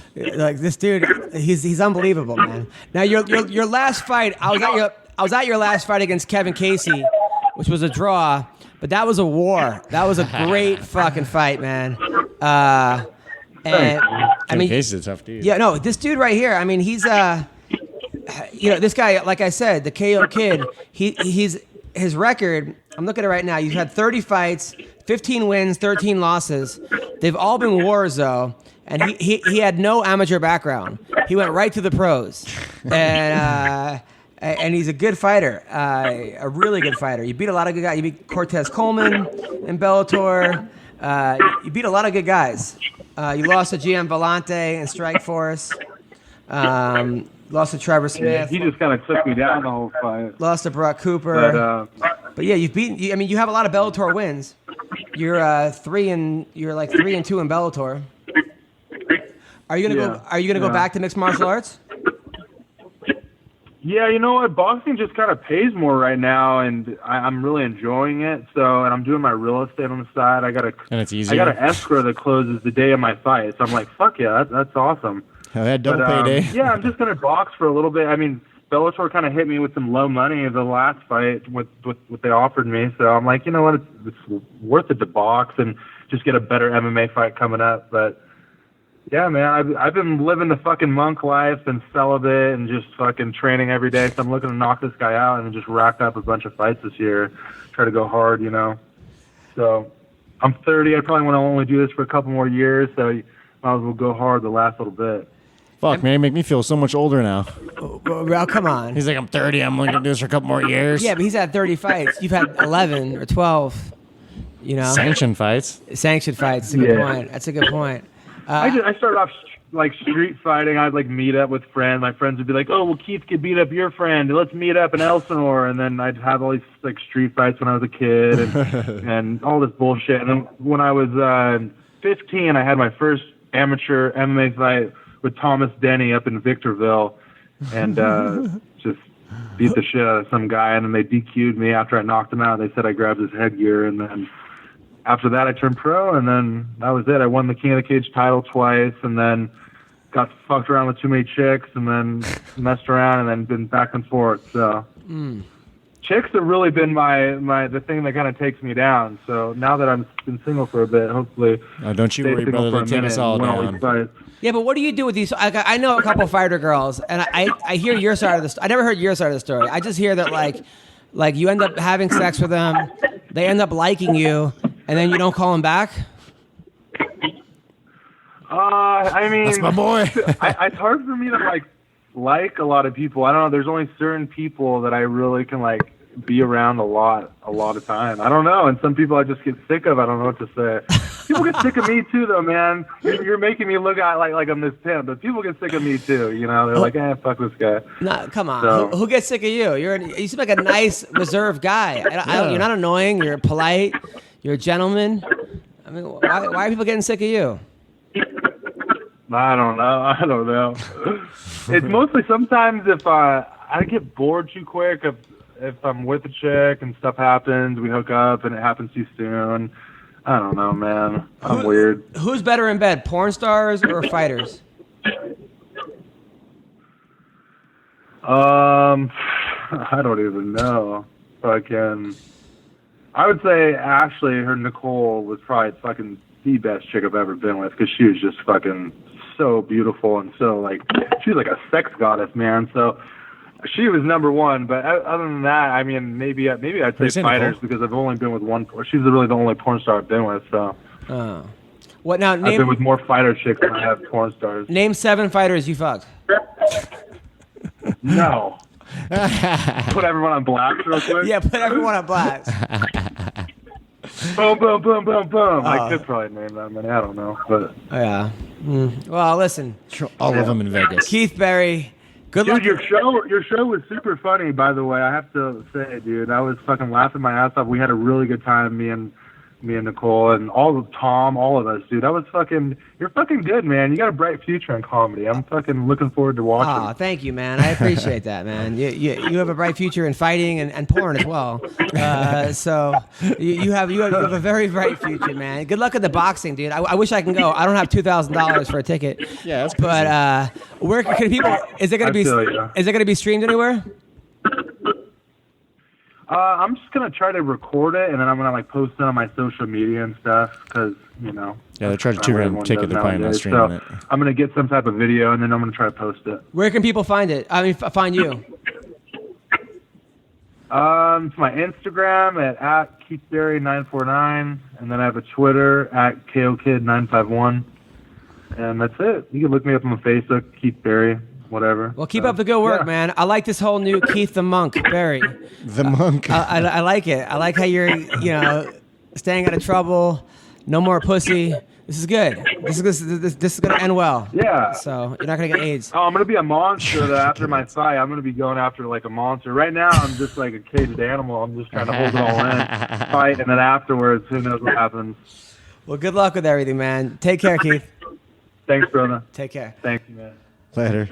All right. That was Keith Berry. That's pretty good. A fucking funny guy. Jesus, man. But yeah, She's boxing. Yeah. June 7th, he said? No, this Friday. Oh, it's this Friday? Yeah. In Oh, Irvine. it's the other guy. Never mind. Yeah. Fucking Nicole Aniston. Oh, geez, dude. I swear to God, I was in Miami. I went to a strip club, Tootsie's in Miami, and these chicks would just grab your penis and be like, let's go. I was like, no, I'm not paying for this bullshit. But at the same I'm not paying for this. But at the same time, the girls were smoking hot, and this chick was like the hottest. She was like the feature dancer. They brought her in. And You've dated a porn chick, haven't I've you? dated plenty of porn stars. I could probably answer back all the questions that I asked him. I wonder if I could. I wonder if I could date one. I don't know if I could. I'm not a jealous guy. I don't know if I could date one. I would say I dated them. I dated like two. One of my dated wasn't doing porn anymore, and the other one was a contract girl, so she wasn't working. They like contract girls, like they buy them out. Like Vivid goes, okay, you can only do Vivid movies. Oh, okay. So you only work like 7 times a year. You go to like conventions and shit. So I was never. This is a girl, Kaylani Lay. We were only dating in between her jobs, So in between her jobs. Like I remember one time she was like, I like looked at her porn, and in the back she had like she had like 2 dicks, like a dick in each hand or something, and I'm like, oh, this is hot. The front cover, she was naked. I turned her back. I'm like, not so much. She goes, don't judge me. I don't judge your comedy. I go, I don't have 2 dicks on stage while I'm telling jokes. And she fucking kicked me out. Get out of here. What? That was it? That crossed the line? And then she got mad at that.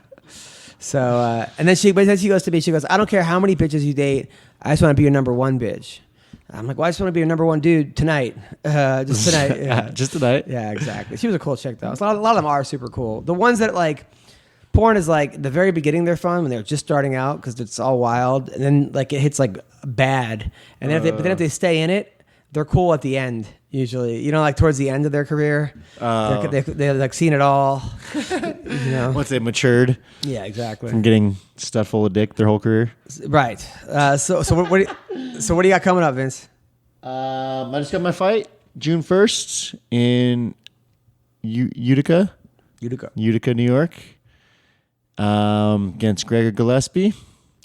That's all I got going on now, so I'm just training for that, or semi-training for that for now. I'm not super hardcore training yet because I don't want to peak too early. You ever hear about that? Like people tell you, like, talk to athletes, especially fighters, about like timing their peak performance conditioning. All the time. I mean? Yeah. All the time. You can burn out. You peak out like a week before, 2 weeks before, and then it's like you're fucked. So me, like, I figured out for me, it takes me about 6 weeks to like fully peak. And that, like, if I'm constantly training and stuff, you know what I mean? And then when I hit it hard, like my hard like training camp, 6 weeks is like the perfect amount of time for me to get to like that peak condition. That's good. Perfect. This Thursday, Friday, Saturday, Sunday, I'll be in Syracuse, the Funny Bone. Yes. Next Wednesday, the 14th, I'll be at the Laugh Factory in Long Beach. Bakersfield, March 16th at Meet Peru in Bakersfield. March 17th at the Laugh Factory in Hollywood. Oh, St. Patrick's Day. Is that what it is? Yep, March 17th. Wow. Sacramento, Laughs Unlimited. Comedy Palace, Laughs Unlimited, I'll be there April 4th. April 13th and 14th at the Comedy Palace in San Diego.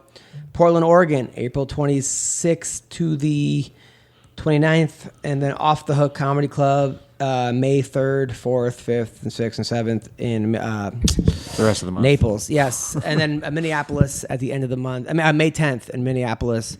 May 9th to the 13th in Minneapolis. Damn, you're all over the fucking place, bro. I got a kid on the way. I got to make sure she eats. Holy shit. Yeah, dude. Yeah, how was that? How was the stressy relationship like knowing that there's a kid coming now? Like, has it changed anything?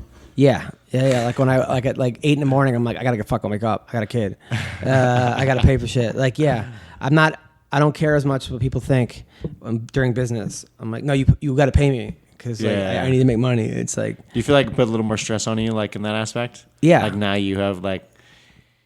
now you legitimately have like a responsibility. I have a person that needs to eat because of You have a me. legitimate responsibility now. Fuck yeah. Oh, hell yeah. And I'm already trying to figure out like what I'm going to do Monday and Wednesday for wrestling practice, how I'm going to take the kid to drop him off. I'm going to have to get a babysitter to come to practice and watch him. And Oh my God, I didn't even think about all that. And then like if I do a podcast or moving to a house, like where I'm going to take the kid during the podcast and it's already like we're trying to figure this out. I wonder if there's something where you could like, people like pay babysitters. Yeah. I always wondered. I wonder if there's people out there that would like love to like rent kids. You know what I mean? Like instead of having babysitter, like you rent your kid to someone, they pay you to like. I was gonna do a sketch where like I get a baby for like Up Runyon, and all these girls like, oh my god, what? And you're like, oh, I'm just babysitting, and then you can like meet chicks that way, and then at the end you like give the kid back, for like an hour. That was kind of funny. So anyway, listen. I've asked to borrow kids like that to do that. Thank you, Keith Berry. Thank you, Belal Muhammad. Thank you, Max Payne, for being on the podcast. It's gonna be fun. It's gonna be fun. So and thank you, Vince. You're the best. Thank you, Adam. We will talk to you guys soon. Trap sonsen, trap dansen. Түүний сонсдог хөгжим дур булаан. Даадar стуулан дур булаа мууруулаа.